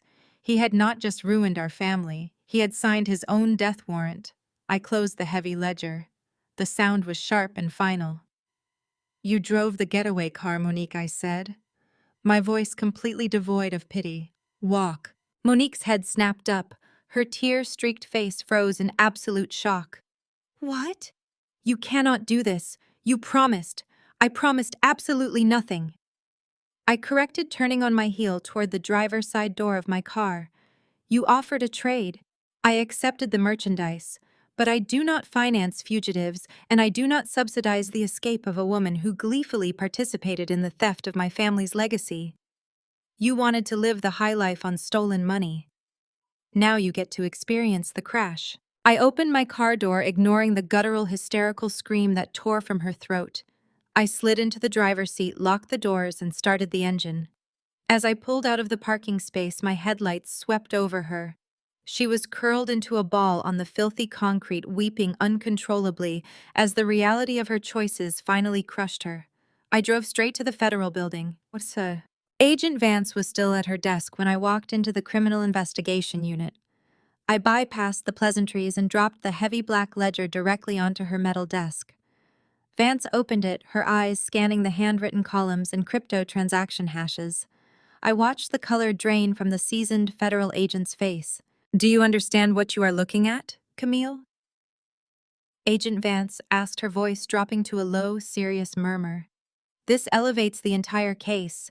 We are no longer just dealing with white-collar embezzlement. This is organized crime. This is cartel-level money laundering. I know exactly what it is, I replied smoothly. I suggest you trace those crypto wallets immediately. You will find that the funds you are looking to seize from my brother vanished months ago. The machinery of the federal government moves with terrifying speed when motivated. By the next afternoon, the forensic accountants had traced the blockchain activity. The wallets were empty. The transaction logs hit the public docket as part of the updated federal indictment against Bradley Winston. The criminal underworld moves even faster. Word hit the street before the evening news even aired. The syndicate's own shadow accountants read the unsealed federal indictments. The realization struck them like a lightning bolt. The IRS had not seized their $7 million. The arrogant, slick real estate broker they had trusted to wash their money had gambled it away on digital tokens and lost every single penny. Inside the federal detention center, Bradley Winston sat in a bleak cinder-block consultation room. He wore a bright orange jumpsuit, his hands cuffed to the metal table bolted to the floor. His high-priced defense attorney, Harrison Vance, sat across from him, looking grim and visibly sweating. "You need to post the bail," Harrison Bradley demanded, his voice cracking with arrogant impatience. "I cannot spend another night in this filthy cell. Force my parents to liquidate whatever they have left. Get me out of here today." Harrison Vance closed his briefcase and looked at his client with a mixture of profound pity and absolute terror. "You do not want bail, Bradley," the lawyer stated quietly. "What are you talking about?" "Of course I want bail. I am not staying in here." Harrison leaned across the metal table. "The new indictments went public an hour ago. The Romanov syndicate read the filings. They know about the crypto losses. They know you burned their $7 million. Bradley stopped breathing. The color vanished from his face, leaving his skin a sickly, translucent white. His arrogant posture collapsed instantly as his lungs hitched in a sudden, violent panic attack. "There are 4 black SUVs parked outside the courthouse right now," Harrison whispered, his eyes darting toward the small barred window of the consultation room. "The men inside them are not hiding. They are waiting for you to walk out those doors." Bradley stared at the heavy iron bars on the door of the consultation room. The crushing, claustrophobic reality of his situation finally took hold. The federal prison was no longer a cage he needed to escape. It was a fortress. It was the only barrier standing between him and a violent, brutal execution on the streets of the city he once thought he owned. If he posted bail, he was a dead man. While Bradley was begging a federal judge to deny his own bail just to stay alive in a concrete cell, his loving wife was busy executing an entirely different survival strategy. Monique had always been a creature of the spotlight. When the reality of her shattered luxury life set in, she did not seek legal counsel or prepare a defense. She sought an audience. Less than 48 hours after being bailed out of federal custody, Monique went live on her social media platforms to her 3 million followers. I watched the broadcast from my office monitor sipping a black espresso. It was a masterclass in manufactured vulnerability. Monique had completely abandoned her usual aesthetic of flawless glamour and designer excess. She sat in a stark, unadorned room, wearing a plain beige sweater. Her makeup was entirely stripped back, her hair pulled into a messy, relatable bun. The ring light reflected in her wide, tear-filled eyes as she stared into the camera lens, playing the role of the ultimate unsuspecting victim. "I did not know," Monique sobbed, her voice trembling with perfectly rehearsed heartbreak. "I thought we were building a life together. But Bradley was a monster. He controlled the finances. He hid the bank statements. He manipulated me, isolated me, and used my name on corporate documents without my consent. I am just finding out about these terrible things right alongside all of you." She paused to wipe a single calculated tear from her cheek. She was publicly throwing the man who had funded her entire lifestyle directly under the proverbial bus, painting him as a mastermind abuser, while she played the innocent, trapped housewife. "The federal government froze my accounts." Monique continued, her voice cracking with desperation. "I have nothing left. I am terrified. I am just a single mother trying to survive and protect her children from the fallout of a toxic criminal husband. Please, if you have ever supported my channel, if you have ever cared about my family, I need your help." A link flashed across the bottom of the screen. It directed her followers to a newly launched storefront selling expensive hoodies and coffee mugs emblazoned with the word "Survivor." She was literally trying to crowdfund her federal legal defense by grifting the very followers she had spent years making feel inferior. It was a brilliant sociopathic performance. The live comment section was a waterfall of supportive hearts, crying emojis, and fiercely loyal fans promising to buy her merchandise and defend her honor. I set my espresso cup down on the mahogany desk. I did not feel anger. I felt the cold, sharp clarity of absolute justice. Monique wanted to weaponize the court of public opinion. She clearly forgot that I held the digital receipts for every single lie she had ever told. When I audited the holding company, I did not just track Bradley's offshore transfers. I tracked the digital fingerprints of the authorized users. Monique had claimed she was entirely ignorant of the company's finances. She claimed Bradley had forged her signature and controlled the accounts. I opened a secure encrypted folder on my desktop. Inside were the internal audit logs from the corporate servers. They did not just show routing numbers, they showed IP addresses, device serial numbers, and two-factor authentication timestamps. The logs proved undeniably that the $3 million transferred to the Cayman Islands trap account had been initiated from an IP address matching Monique's personal mobile phone.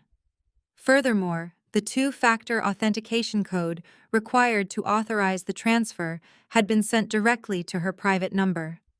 She had not been a victim. She had been the architect of the wire fraud.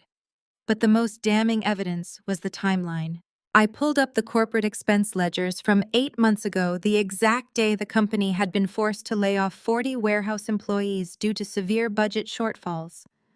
I cross-referenced those termination notices with Monique's personal spending accounts. On the exact same afternoon that 40 working-class people lost their livelihoods and their health insurance, Monique had logged into the corporate operating account and wired $300,000 to a luxury car dealership. She had purchased 2 customized imported SUVs while families were wondering how they were going to pay their rent. I did not take this information to the police. I took it to the press. I packaged the IP logs, the wire transfer receipts, the two-factor authentication timestamps, and the employee termination notices into a single, undeniable dossier. I sent it via a secure encrypted server directly to the senior financial investigative reporter at the most ruthless, respected financial journal in the country. I knew the journalist well. He had spent his entire career taking down corporate fraudsters. I gave him the exclusive right to publish the documents on the condition that the story ran immediately. 4 hours later, while Monique was still actively posting tearful videos thanking her fans for buying her overpriced merchandise, the push notifications hit millions of phones simultaneously.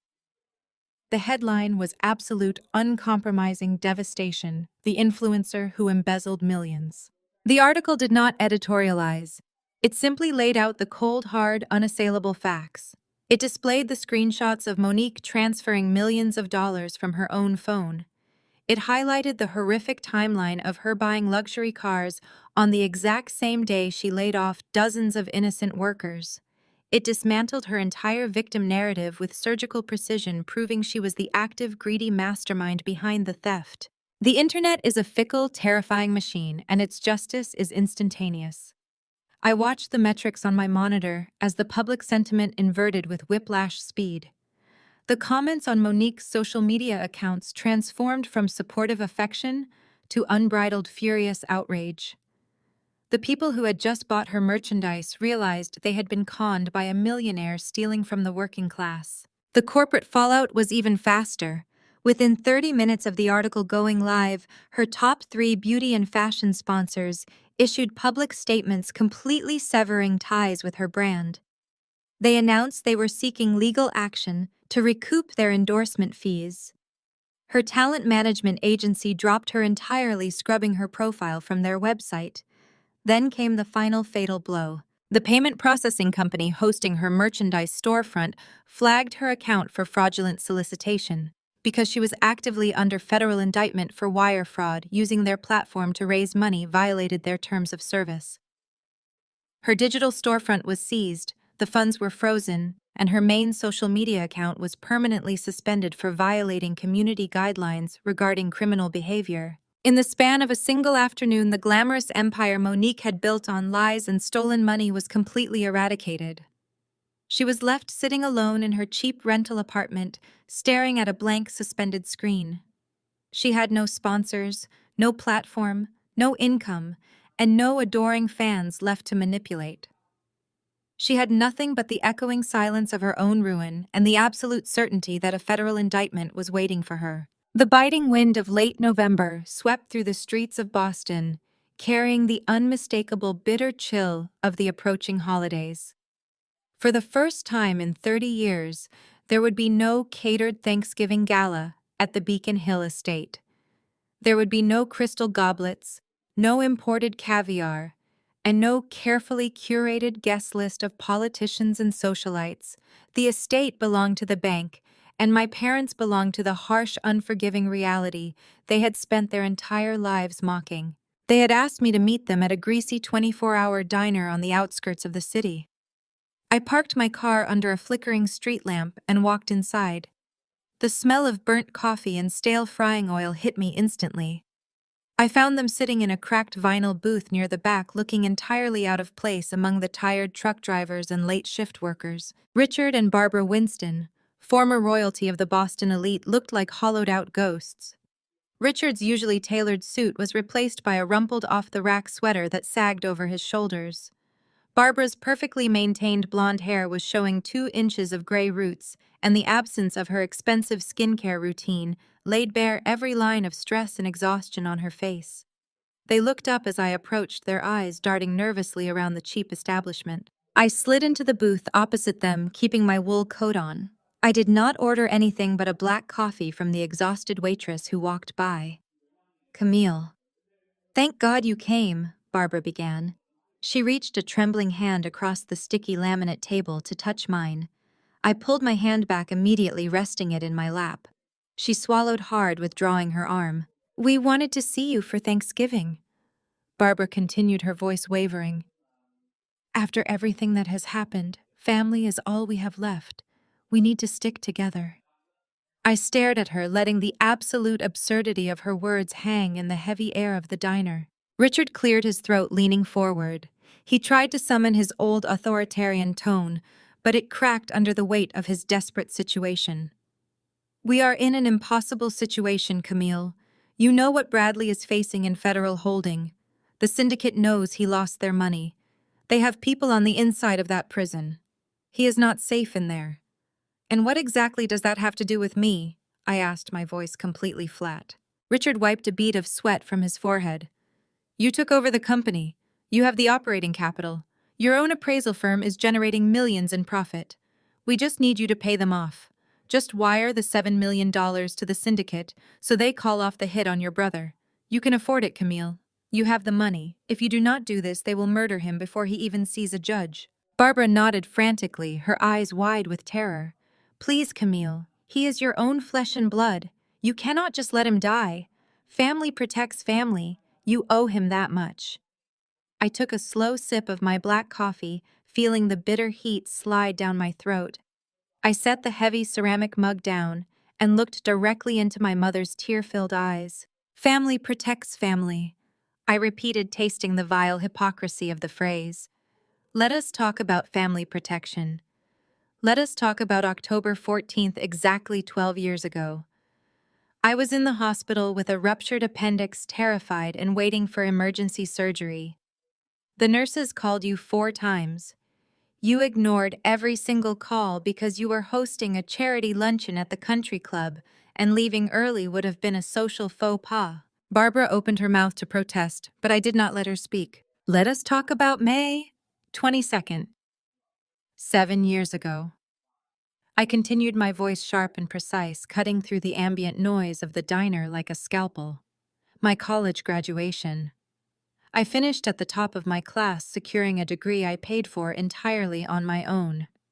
You both left 15 minutes before they called my name, because Bradley had a minor real estate licensing exam that afternoon, and he needed a celebratory brunch.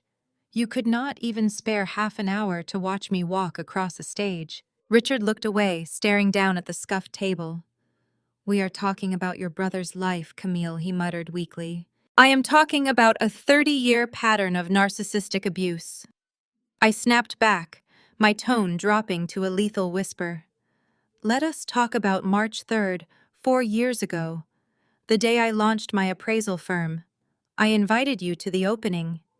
You never showed up because Bradley had a mild cold and wanted his mother to bring him soup. Every achievement I ever earned was dismissed. Every milestone was ignored. Every sickness, every struggle, every single moment I needed my parents, you looked right through me because you were too busy worshiping a golden child who ended up being a degenerate criminal." The diner had grown quiet around us.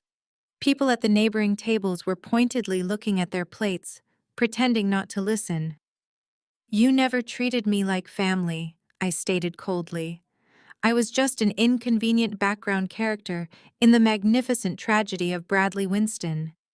And now that the bill has finally come due for his spectacular arrogance, you expect me to bankrupt the life I built from nothing, to save a man who would gladly step over my dead body for $1. Barbara's lower lip trembled violently. The last remnants of her high society pride shattered completely. She slid out of the vinyl booth and collapsed onto the greasy linoleum floor of the diner. She dropped to her knees right beside my table, grabbing the hem of my coat. "We have nothing!" Camille, Barbara shrieked, tears streaming down her face, her voice echoing over the clatter of silverware and the hum of the refrigerators. "We are sleeping in a filthy motel room. We have no money. You have millions. You have the company. You have everything. Please, I am begging you. Save your brother. Just save him." I looked down at the woman who had spent my entire life making me feel completely invisible. She was on her knees, crying in a roadside diner, begging for a fraction of the resources she had previously mocked me for building. I did not feel a shred of guilt. I felt the profound, unshakable peace of absolute closure. I reached into my purse and pulled out a crisp $20 bill. I dropped it onto the table next to my half-empty coffee mug. "That covers the coffee and whatever cheap meal you plan on ordering tonight," I stated, standing up from the booth and stepping out of her desperate grasp. Enjoy your Thanksgiving. I am going home. The silence of my downtown office was a stark contrast to the grease-stained desperation I had left behind at the diner. I was standing by the floor-to-ceiling windows watching the Boston traffic crawl far below when my desk phone shattered the quiet. It was a restricted number. I knew exactly who it was before I even picked up the receiver. An automated robotic voice filled the line.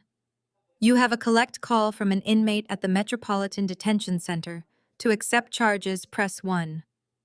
I pressed the button, settling into my leather chair. Camille? The voice on the other end was unrecognizable. The slick, arrogant real estate heir who used to mock my wardrobe and sneer at my business ambitions was gone. In his place was a terrified, hollowed-out shell of a man. The background noise bled through the line, a chaotic symphony of clanging metal doors, harsh shouts, and the echoing, claustrophobic hum of federal holding. "Hello, Bradley," I replied, my tone as casual as if I were ordering a morning coffee. "Camille, thank God. Thank God you answered." He breathed, his voice trembling so violently I could almost see him shaking. "Mom and Dad said you walked out on them. You cannot do this. You have to listen to me." "I have to do absolutely nothing," I corrected him smoothly, pulling up a financial spreadsheet on my monitor. "My time is extremely valuable and you are currently wasting it. What do you want?" "They are going to kill me in here," he gasped, ignoring my coldness. "The trial starts in exactly 9 days. The syndicate, the people I washed the money for, they have guys inside this block. I cannot sleep. I cannot eat the food. They are watching me every single second. My lawyer says the judge is completely against us. I need your help." I continued typing on my keyboard. "I already made my position abundantly clear to your wife and our parents. I am not paying off your debts. I am not financing your escape from the consequences of your own staggering greed. I am not asking for money," he pleaded, his pitch rising in panic. "I need a character reference." My attorney said if a respected, successful business owner in the family testifies on my behalf during the sentencing phase, the judge might consider leniency. "You just have to stand up and say, I was a good brother. That this was a terrible, isolated mistake. That I have a family who relies on me. If I get a lenient sentence, they might transfer me to a minimum security facility in another state where the syndicate cannot reach me. You are my only hope." I stopped typing. The sheer, breathtaking audacity of his request hung in the air. He wanted me to lie under federal oath to save the very man who had tried to bankrupt me. "You want me to commit perjury," I stated, letting the silence stretch. "For you." "I was trying to protect the family legacy," he choked out, defaulting to the same pathetic excuse he had used his entire life. "I just made a bad bet. I got in over my head, but we are blood. Remember when we were kids, Camille? Remember middle school?" He was grasping at ghosts, desperately digging through the archives of our shared history to find a single shred of leverage. "Remember Tommy Higgins?" Bradley continued, his words tumbling out in a frantic, sweaty rush. "He cornered you behind the bleachers in 7th grade. He tore up your art project and pushed you into the mud. I found you crying. I marched right up to him, shoved him against the brick wall, and made him pick up every single piece of your work. I walked you home that day. I protected you, Camille. I was your big brother. I have always been your big brother. You have to remember that." I remembered that day with crystal clarity. I also remembered exactly what happened next. "I remember," I said, my voice dropping to a lethal, icy calm. "I also remember that later that same evening you came into my room and told me that because you saved my life, I owed you my entire monthly allowance. And for the next 6 months, you forced me to do your math homework under the threat that you would tell Tommy Higgins to come after me again." Bradley fell dead silent on the line. "You did not protect me out of love, Bradley." I continued, surgically dissecting his manufactured nostalgia. "You protected me because you viewed me as your personal property and you did not want anyone else breaking your toys. You did not save me from the bully. You became the bully, Bradley. You bullied our grandfather into signing over his properties. You bullied our parents into funding your delusions. You bullied your employees, and you tried to bully me. The only difference is that now you finally picked a fight with someone bigger than you." Camille, please! He sobbed, the sound wet and pathetic. I will die in here. Family is supposed to save each other. I am saving our family. I countered, my eyes fixed on the city skyline. I am saving the Winston name from being permanently associated with your pathetic incompetence. And to do that, I have to ensure you are entirely removed from society. I leaned closer to the speakerphone. I am not giving you a character reference, Bradley, but I will be attending your trial. The Department of Justice subpoenaed me 3 days ago. The frantic rhythm of his breathing hitched. What do you mean? He asked, a new primal terror creeping into his tone. The federal forensic accountants hit a wall, I explained with clinical precision. They could trace the syndicate's money vanishing into the blockchain, but they could not untangle the specific layering mechanisms you used to wash those funds through our grandfather's commercial properties. They needed someone who understood your specific corporate infrastructure. They needed an expert. I let him agonizingly connect the dots. I accepted the role. I am testifying for the prosecution as an expert financial witness. No, he gasped. No, you cannot do this. I already submitted my initial findings. I continued, relentless. I am going to walk the jury through the fraudulent property appraisals you used to inflate the commercial portfolio.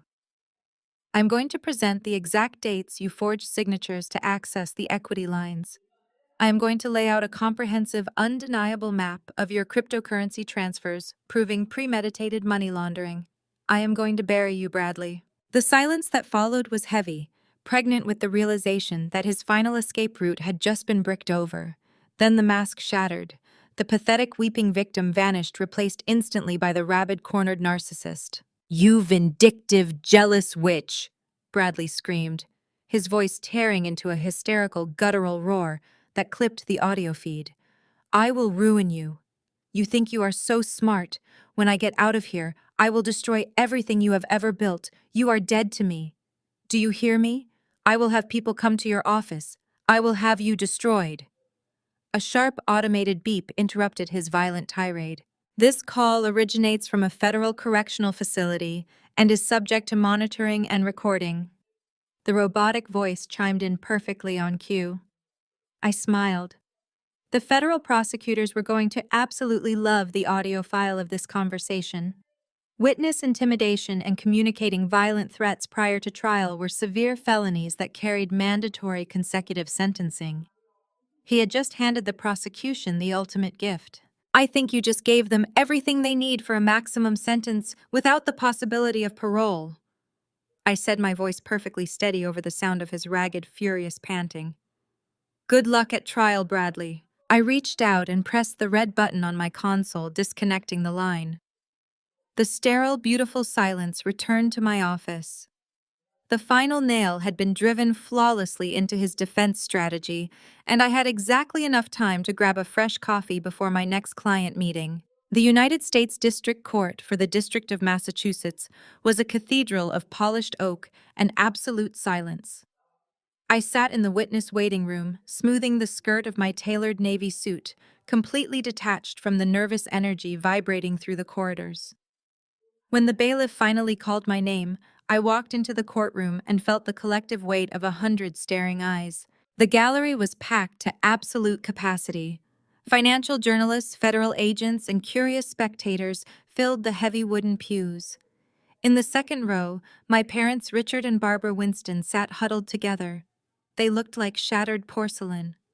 Barbara held a crumpled tissue to her face, her shoulders shaking with silent, dramatic sobs, while Richard stared at the floor, completely unable to meet my gaze. At the defense table, the reality of federal prosecution had finally broken Bradley and Monique.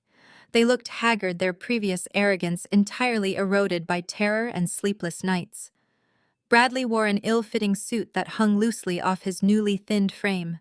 He gnawed on his lower lip, his eyes darting frantically around the room like a trapped animal. Monique sat rigidly beside him, her face completely devoid of its usual flawless makeup, staring blankly at the judge's bench. I took the stand, raised my right hand, and swore to tell the truth. The lead federal prosecutor walked to the podium. She did not ask about my feelings or my family history. She asked about the money. For the next 2 hours, I delivered a devastating, emotionless, and mathematically precise autopsy of Bradley's entire financial existence. I did not speak to the jury like a betrayed sister.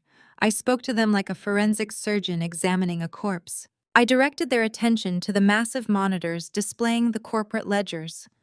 I broke down the exact methodology Bradley used to inflate the commercial property appraisals by 40%.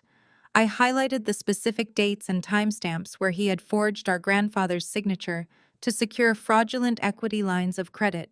I traced every single stolen dollar through the labyrinth of offshore shell companies. When we reached the syndicate, money, the courtroom fell so silent you could hear the low hum of the air conditioning. I presented the cryptographic hashes linking Bradley's private servers to the cartel's known crypto wallets. I showed the jury the margin calls the exact minute Bradley liquidated $7 million of syndicate money on unregulated digital tokens, and the exact second the market crashed, wiping the accounts to zero. Then I turned the focus to Monique. I corroborated every wire fraud claim with server logs, IP addresses, and two-factor authentication codes linked directly to her personal mobile device. I showed the exact correlation between the company laying off 40 employees and Monique purchasing 2 imported luxury vehicles from her phone. I left absolutely no room for interpretation, no margin for error, and no shadow of a doubt. The numbers told a story of absolute, unadulterated greed. When the prosecution finished, Bradley's high-priced defense attorney stood up. He approached the witness stand with an aggressive, predatory swagger. His only viable strategy was to dismantle my credibility by painting me as a vindictive, scorned sibling out for blood. "Is it not true," Camille, the attorney boomed, pacing back and forth in front of the jury box, "that you harbored a deep-seated resentment toward your brother? Is it not true that your parents favored him, gave him the family business, and left you to fend for yourself? You are not an objective expert. You are an angry, jealous sister, using this courtroom to settle a petty family grudge and destroy your brother out of pure spite." I did not flinch. I let his accusatory words hang in the air, allowing the jury to fully absorb his desperate theatrics. Then I leaned into the microphone. "My personal feelings regarding my family are entirely irrelevant to this court," I stated, my voice ringing out with crystal clarity. "The blockchain does not have a sibling rivalry. Bank routing numbers do not experience jealousy. The two-factor authentication codes sent to Monique Winston's phone do not hold a grudge. You can attack my character all you want, counselor, but you cannot cross-examine a digital audit log. The math is absolute. Your client stole the money and the ledger proves it." The attorney opened his mouth to object, but he had absolutely nothing left. He looked back at the defense table. Bradley had buried his face in his hands, his shoulders heaving as he fully realized the trap had snapped shut. Monique was staring at me with pure, unmasked hatred, but she remained entirely silent. The defense had no counter-argument for raw, irrefutable data. The attorney quietly stated he had no further questions and retreated to his seat in defeat. The judge dismissed me from the stand. As I walked down the center aisle, I did not look at my weeping parents. I did not look at the devastated defense table. I walked straight out of the courtroom, leaving the toxic remnants of my family behind me in the hands of the federal justice system. The closing arguments were remarkably brief. The defense tried to argue coercion and ignorance, but the prosecution simply pointed back to the mountain of evidence I had painstakingly verified. The judge handed the case over to the jury, and the courtroom emptied out into the corridors to wait. Typically, complex financial fraud cases take days, sometimes weeks, for a jury to untangle. They have to wade through thousands of pages of transactions, conflicting testimonies, and convoluted corporate structures. But my testimony had not been complicated. I had made the fraud so transparent, so painfully obvious, that there was absolutely nothing left to debate. I was sitting on a wooden bench in the hallway reviewing a preliminary contract for a new commercial acquisition on my phone when the heavy oak doors of the courtroom suddenly swung open. The bailiff stepped out into the corridor, his voice cutting through the low murmur of waiting reporters, federal agents, and attorneys. The jury had deliberated for less than 2 hours. They had already reached a verdict. The doors were propped wide open, signaling everyone to return to their seats. I slid my phone into my pocket, stood up and walked back into the courtroom to hear the final, inescapable truth. I took my seat just behind the prosecution table, folding my hands neatly in my lap. The atmosphere inside the courtroom had fundamentally shifted. The nervous, vibrating energy from the morning was gone, replaced by a suffocating, heavy dread that radiated entirely from the defense table. Bradley was gripping the edge of the mahogany desk so tightly his knuckles were completely white. A single bead of sweat traced a path down the back of his neck, staining the collar of his tailored shirt. Beside him, Monique was visibly trembling, her manicured nails digging into her own arms. The heavy oak doors beside the jury box opened. The 12 men and women filed in, their faces set in grim, unified stone. Not a single juror looked toward the defense table. It is an unwritten rule in the legal world that when a jury will not look at the defendant, the verdict is a conviction. The judge, a stern veteran of the federal bench who had presided over the trial with razor-sharp impatience, leaned forward. "Has the jury reached a verdict?" he asked, his voice echoing off the paneled walls. "We have, Your Honor," the foreperson replied, standing up and passing a stack of folded papers to the bailiff. The bailiff walked the forms over to the judge, who reviewed them in absolute silence. For 30 seconds, the only sound in the cavernous room was the ragged, desperate breathing coming from my parents in the gallery behind me. Barbara was quietly hyperventilating into a tissue. The judge handed the forms to the court clerk. "Publish the verdict." The clerk stood clearing her throat. On the first count of the indictment, conspiracy to commit wire fraud, how do you find the defendant Bradley Winston? Guilty, the foreperson stated clearly. On the second count, aggravated identity theft. Guilty. On the third count, embezzlement of corporate funds. Guilty. The words fell like a rhythmic execution. The clerk moved through the charges against Monique. Accessory to wire fraud. Guilty. Conspiracy to launder monetary instruments. Guilty. Count after count, the hammer dropped, sealing their absolute ruin. Monique let out a sharp, breathless gasp and slumped forward, burying her face in her arms as she began to sob hysterically. Bradley did not move. He stared straight ahead at the judge's bench, completely paralyzed by the reality of his own destruction. Usually, a sentencing hearing is scheduled weeks or months after a conviction. However, given the overwhelming nature of the evidence, the pre-trial motions, and the severity of the flight risk regarding the syndicate connections, the judge had already made his intentions clear. He struck his gavel, silencing the murmurs erupting in the gallery. "The defendants will rise," the judge ordered. Bradley and Monique were pulled to their feet by their attorneys. They looked like hollow shells, stripped of the arrogance and entitlement that had shielded them for their entire lives. "Mr. Winston," the judge began, his tone dripping with profound disgust. "Over the past 2 weeks, this court has witnessed a staggering display of financial depravity. You present yourself as a sophisticated businessman, an elite member of society. In reality, you are a common thief who wore a nice suit. You exploited the trust of your grandfather, you jeopardized the livelihoods of your employees, and you engaged in business with violent criminals." The judge paused, adjusting his glasses as he looked down at his notes. "Furthermore, this court reviewed the audio recordings of your communications from federal holding. You utilized your privileged phone access to threaten a federal witness. You explicitly threatened your own sister with violence and financial ruin because she refused to perjure herself to save you. You are a textbook predator, Mr. Winston, and you rely on intimidation and violence when your deceit fails. Society must be protected from your boundless greed." The judge turned his piercing gaze to Monique. "Mrs. Winston, your defense attempted to paint you as an ignorant spouse unaware of the mechanics of your husband's crimes. Yet the data presented in this courtroom proved otherwise.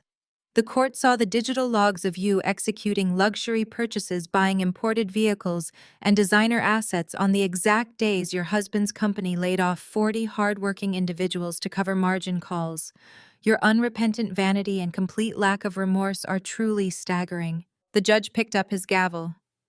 "Bradley Winston, on the combined charges of wire fraud, identity theft, and embezzlement, I sentence you to 144 months in a federal penitentiary. That is 12 years to be served consecutively."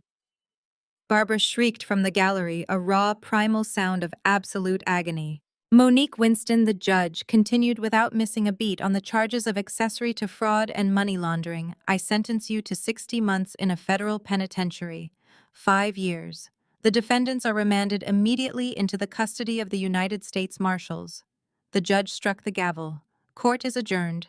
Before the echo of the gavel even faded, 3 federal marshals moved in on the defense table. They did not offer any courtesy or gentleness. They grabbed Bradley by the arms, pulling his hands behind his back.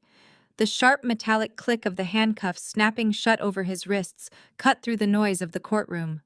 Monique was cuffed seconds later, her hysterical sobbing escalating into full-blown panic as a marshal steered her toward the side door. In the gallery, my parents completely unraveled. Barbara was screaming, reaching over the wooden partition. "My baby. Let him go." He did not mean it. "Richard, do something." She was hyperventilating, clawing at my father's jacket. Richard Winston. The man who had spent his entire life commanding boardrooms and dictating terms stood completely frozen. His face was gray, his jaw trembling as he watched his golden child being treated like a dangerous criminal. He had absolutely no power here. His money, his name, his country club connections, none of it could buy Bradley a second of freedom. As the marshals dragged Bradley toward the holding cell door, he stopped resisting. He turned his head, searching the gallery. He ignored his weeping mother. He ignored his broken father. His eyes locked directly onto mine. He was looking for an emotional reaction. He wanted to see me gloating. He wanted to see vindictive joy or perhaps a lingering flicker of sisterly pity. He needed to know that his downfall had affected me, that he still held some kind of emotional significance in my life. I gave him absolutely nothing. I looked back at him with the cold, sterile indifference of a mathematician viewing a solved equation. The variable had been isolated, the threat had been neutralized. He was no longer a person to me. He was just a closed file. Bradley's expression shattered. The realization hit him faster than the judge's sentence. He realized that I did not hate him. I simply felt absolutely nothing for him at all. He had become entirely irrelevant. The marshals shoved him forward and the heavy door slammed shut behind him, sealing him in his new reality. I stood up, buttoned my tailored jacket, and picked up my leather briefcase. I stepped out of the pew and walked down the center aisle of the courtroom. I walked right past my parents. Barbara reached out a shaking hand toward me, but I did not slow my pace, nor did I acknowledge her existence. They had chosen their son, and now they could live with the ashes of that choice. I pushed open the heavy double doors of the courthouse and stepped out into the biting Boston air. The plaza was swarming. The moment I emerged, a sea of journalists, cameramen, and financial reporters surged forward, a chaotic wave of flashing lights and shouting voices. A reporter pushed through the front line, shoving a microphone directly toward my face. "Camille. Camille. Winston." The reporter shouted over the din of the crowd. "The syndicate money is gone and your brother is going to prison. What will you do with the estate now, Camille?" I stopped on the courthouse steps, turning to face the reporter and the sea of flashing cameras. The cold wind whipped my coat, but I did not shiver. "I am liquidating Winston Holdings entirely," I stated, my voice projecting clearly over the clamor of the press. "Every asset, every property, and every remaining subsidiary will be sold. The legitimate creditors will be made whole, and the corporate entity will cease to exist by the end of the fiscal quarter. The Winston era of Boston real estate is officially over." I did not wait for follow-up questions. I stepped into the waiting town car and told my driver to take me back to my office. The trial was finished, but the true dismantling was just beginning. For the next 6 weeks, my conference room transformed into a war room. I worked relentlessly alongside a team of liquidation specialists and bankruptcy attorneys. We stripped Winston Holdings down to the studs. The Beacon Hill estate, the sprawling commercial complexes, the shell companies Bradley had established in Delaware, everything was placed on the auction block. It was a methodical, incredibly satisfying process. I watched the empire my parents had used to bludgeon me into submission evaporate into spreadsheets and wire transfers. My primary focus was paying off the legitimate creditors.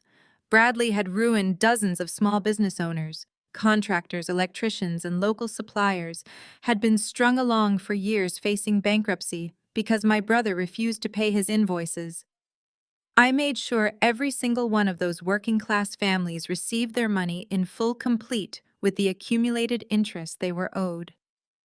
I signed the authorization forms with a heavy gold-plated pen, feeling the toxic weight of my family's legacy lifting with every stroke. Once the creditors were paid, I turned my attention to the final, most crucial legal maneuver. I sat across the desk from my lead attorney reviewing a thick stack of specialized legal documents. "Are you absolutely certain about this?" Camille, my lawyer, asked, tapping the files. Filial responsibility laws are rarely enforced in this state, but completely severing familial legal ties to living parents is a severe step. "I am certain," I replied, picking up my pen. "Richard and Barbara Winston are currently living in a cheap motel. They have no retirement savings, no assets, and zero income. It is only a matter of time before they try to claim me as their primary caregiver or attempt to sue me for elder care support under state statutes. I will not allow them to leech off my success when they spent 30 years trying to destroy it." I flipped to the signature pages. The documents outlined a comprehensive legal blockade. By presenting the court records of their complicity in Bradley's fraud, their active concealment of stolen funds, and their history of financial abuse against me, I was establishing an ironclad barrier. I signed my name 6 times legally and financially terminating my status as their daughter. If they ended up wards of the state, it was no longer my problem. I handed the folder back to my attorney. The relief was absolute. I was entirely free. It was late Friday evening when I finally packed up my briefcase to leave the office. The building was quiet, the staff having gone home hours ago for the weekend. I took the private elevator down to the lobby, my mind already shifting toward the new commercial developments my own firm was acquiring. I pushed through the revolving glass doors and stepped out onto the sidewalk. The crisp night air hit me instantly. "Camille." The voice was fragile, raspy, and barely recognizable. I stopped and turned toward the shadows near the entrance of the parking garage. Richard and Barbara stepped into the glow of the street lamp. The sight of them was genuinely jarring. They had aged 20 years in the span of 6 months. Richard's posture, once arrogant and imposing, had completely collapsed. He wore a faded, ill-fitting trench coat that looked like it had been bought at a charity shop. Barbara looked even worse. Her signature blonde hair was thin and stringy, her face deeply lined with exhaustion and defeat. They looked like two strangers entirely stripped of the wealth and status that had once defined their entire existence. "We waited for you to come down," Richard mumbled, his hands shaking as he pulled his coat tighter around his thin frame. "They would not let us up to your office." "Because you do not have an appointment," I replied smoothly, my grip steady on my briefcase. "And you are no longer welcome on my company premises. What do you want?" Barbara took a hesitant step forward, tears immediately welling in her eyes. "Please, Camille. We have nothing left. Bradley is gone. The lawyers took whatever money we managed to hide. We are sleeping in a shelter 2 towns over. It is freezing. We are your parents. You cannot just leave us out here in the cold." I did not offer a shred of sympathy. I stared at them, feeling the profound, unshakable peace of a woman who had successfully exorcised a lifelong disease. "I signed the severance documents this afternoon," I informed them, keeping my voice completely devoid of emotion. "You are legally blocked from seeking any form of financial support from me. The state will provide you with the basic social safety nets you spent your entire lives voting against. I suggest you learn how to navigate the public transit system." Richard's face crumpled. He looked down at the concrete sidewalk, a single tear escaping his eye. "Camille, we were wrong. We made terrible choices. We were blinded by Bradley, and we failed you. We know that now. We have lost absolutely everything." He looked up at me, his eyes wide with a desperate, pathetic hope. "Can you ever forgive us?" The city traffic hummed in the background. A siren wailed in the distance. I looked at the 2 people who had made my childhood a nightmare, who had mocked my ambitions, and who had gleefully watched my brother attempt to ruin my life. "Forgiveness is for people who admit they were wrong," I said, my voice echoing coldly in the crisp night air. "You are not sorry you were wrong. You are just sorry you got caught." I turned my back on them and walked toward my waiting car. I did not look over my shoulder, and I did not hesitate. I opened the door, slid into the warm leather seat, and told my driver to take me home. The town car glided through the dark Boston streets, putting physical distance between me and the people who used to be my parents. For the first time in my 34 years, my mind was entirely clear of their influence. I did not look out the rear window to see if they were still standing on the pavement. I looked at the glowing screen of my tablet, pulling up a brief for a new client. The past was officially liquidated. The future belonged entirely to me. The next morning, I walked into my firm with a singular, unbreakable focus. The toxic weight of Winston Holdings was gone. The constant draining paranoia of Bradley attempting to sabotage my accounts, poach my clients, or undermine my reputation had vanished. Without their shadows suffocating my ambition, my firm did not just grow, it exploded. Over the next 8 months, I channeled every ounce of my energy into rebranding and expanding my operations. I transitioned my primary focus from standard commercial real estate acquisitions to specialized forensic estate auditing. Having painstakingly dismantled my own family's fraudulent empire, I possessed a unique, ruthless expertise in tracking stolen assets, identifying forged appraisals, and untangling convoluted corporate structures. The market noticed my distinct skill set immediately. Word spread rapidly among elite financial circles about the auditor who had mathematically destroyed a syndicate-backed fraud ring. Within a year, my firm became the most sought-after forensic auditing agency, not just on the East Coast, but sweeping entirely through the Midwest. I expanded my operations into Chicago, establishing a massive secondary headquarters right in the heart of the Midwest financial district. From there, we took on highly classified cases in Detroit, Cleveland, and Minneapolis. I was flying across the country, meeting with board members and federal regulators, untangling webs of deceit that mirrored the exact crimes my brother had committed. Every time I audited a corrupt ledger and brought a white-collar criminal to justice, I felt a deep, resonant sense of vindication. My client list tripled, then quadrupled. I was hiring new analysts every week just to keep pace with the demand, building an army of sharp, dedicated professionals who operated with absolute integrity. We hit our biggest milestone on a crisp Tuesday in October. My firm had just successfully closed a massive forensic audit for a multinational holding company, saving them nearly $40 million in compromised assets and preventing a hostile corporate takeover. It was a career-defining victory. To celebrate, I rented out the entire top floor of a premier downtown restaurant offering panoramic views of the city skyline. I stood near the floor-to-ceiling windows holding a glass of sparkling cider and looked out over the crowded room.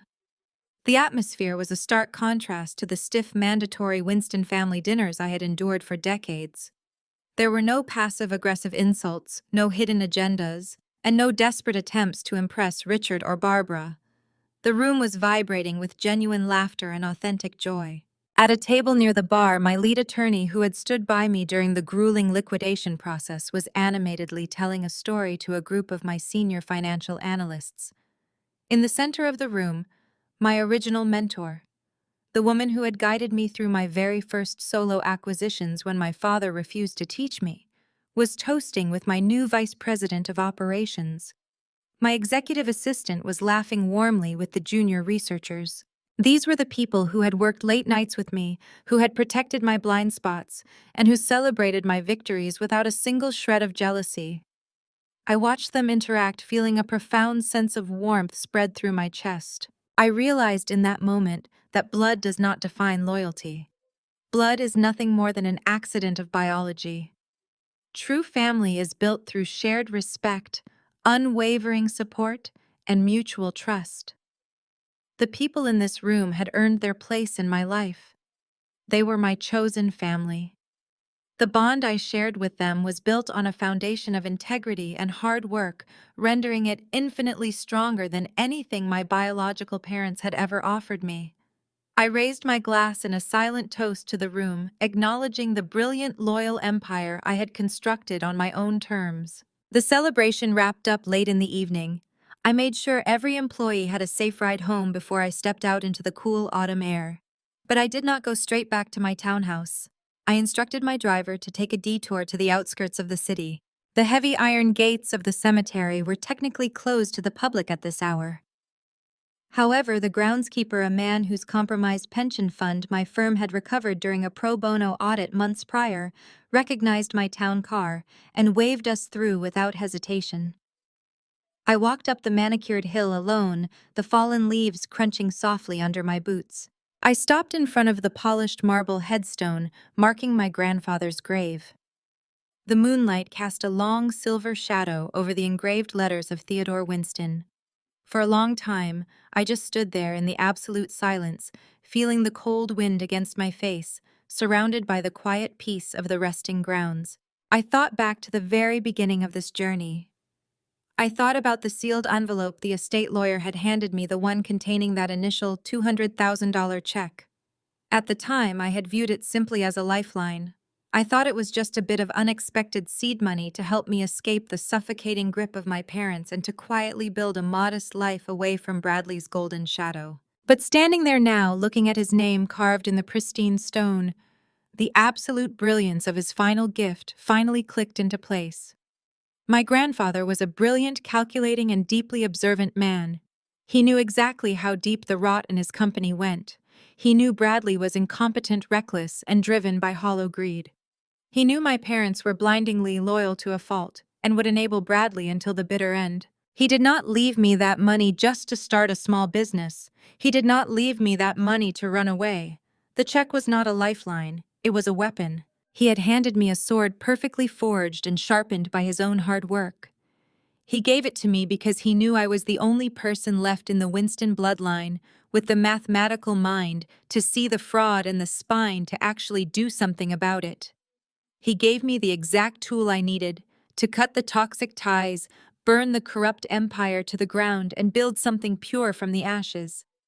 He trusted me to act as the executioner for a legacy that had lost its way. I reached out and rested my bare hand on the cold marble of the headstone.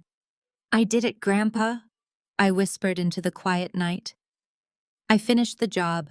I turned away from the grave and walked back down the hill toward my waiting car, finally ready to step out of the past and entirely into the bright, unwritten future. A year is a long time in the corporate world, but it is an absolute eternity in the federal prison system. At the Federal Correctional Institution in Allenwood, Bradley Winston no longer wears tailored Italian suits or holds court in corner offices. He wears a faded, ill-fitting khaki uniform. The staggering arrogance that once defined his every movement has been completely eradicated, replaced by a permanent flinching paranoia. He spends his days scrubbing industrial food trays in the cafeteria, his soft hands now permanently raw, cracked, and blistered from the harsh chemical detergent. Every sudden loud noise in the cell block makes his shoulders violently jerk. He jumps at shadows, constantly looking over his shoulder, entirely stripped of the unearned confidence and family money that had once shielded him from the harsh consequences of reality. He is no longer a CEO. He is just an inmate serving a 12-year sentence, 3 states away at a minimum security women's camp. Monique exists in a similar state of total irrelevance. Without her imported skincare routines, designer bags, and carefully curated social media following, she is completely unrecognizable. She spends 8 hours a day pressing and folding damp uniforms in the humid, suffocating prison laundry facility. The internet, which she had so desperately tried to leverage for sympathy during the trial, has completely forgotten her. There are no sympathetic hashtags defending her honor. No loyal followers demanding her release. She is just another woman folding another gray bedsheet, suffocating in the absolute silence of her own ruined reputation. And then there are Richard and Barbara. The Beacon Hill estate has gone auctioned off to pay the victims of their son's fraud. The elite country club memberships have been permanently revoked. To afford the rent on their cramped, poorly insulated 2-bedroom apartment on the outskirts of the city, they were forced into the only labor market that would accept individuals with a notorious public profile and 0 practical skills. They now work as greeters at a massive big box retail store. 6 days a week, Barbara stands on a hard concrete floor in cheap orthotic shoes, handing out shopping carts and pasting on a forced, humiliating smile for customers who do not know or care about the Winston legacy. Richard stands near the exit checking receipts with shaking, arthritic hands, utterly defeated by the crushing weight of public anonymity and minimum wage survival. They are no longer Boston royalty. They are a cautionary tale of hubris. While the remnants of my biological family serve their respective sentences, I am busy building a completely different kind of legacy. Tonight, the grand ballroom of the Drake Hotel in Chicago is completely transformed. Crystal chandeliers cast a warm golden glow over hundreds of the most influential figures in the Midwest financial sector. But this is not a corporate merger celebration or a networking event for real estate tycoons. This is the inaugural gala for the Theodore Winston Foundation. I took the original $200,000 check my grandfather had left me, the very same money that served as my sword to cut away the rot, and I used it as the seed capital for this fund. The foundation has one specific, unapologetic mission. We provide substantial, no-strings-attached financial grants to young women who are actively escaping financial abuse and corporate sabotage from their own families. We level the playing field. I provide them with the exact same weapon my grandfather gave to me, the capital required to secure their independence, start their own firms, and fight back against the people trying to control them. I stand at the podium looking out over a sea of brilliant, ambitious women who have utilized our grants to reclaim their autonomy. I see women who have started tech startups, engineering firms, and architectural agencies. There are no forced smiles here, no hidden agendas. There is only raw, unadulterated empowerment. I do not mention Bradley. I do not mention my parents. They do not merit a single breath of my speech, nor do they deserve a single second of my mental energy. I speak about the future, about resilience, and about the profound strength required to burn down a toxic past to build a sustainable empire. The applause that follows is deafening, genuine, and deeply resonant. Hours later, the gala is over and I am standing on the private terrace of my downtown Chicago penthouse. The night air is crisp, carrying the faint, fresh scent of Lake Michigan. Below me, the city stretches out in a massive, glittering grid of gold and white lights. The towering skyscrapers stand like silent sentinels, and the rhythmic pulse of the city hums beneath my feet. I lean against the heavy glass railing, holding a crystal glass of an exceptionally rare red wine.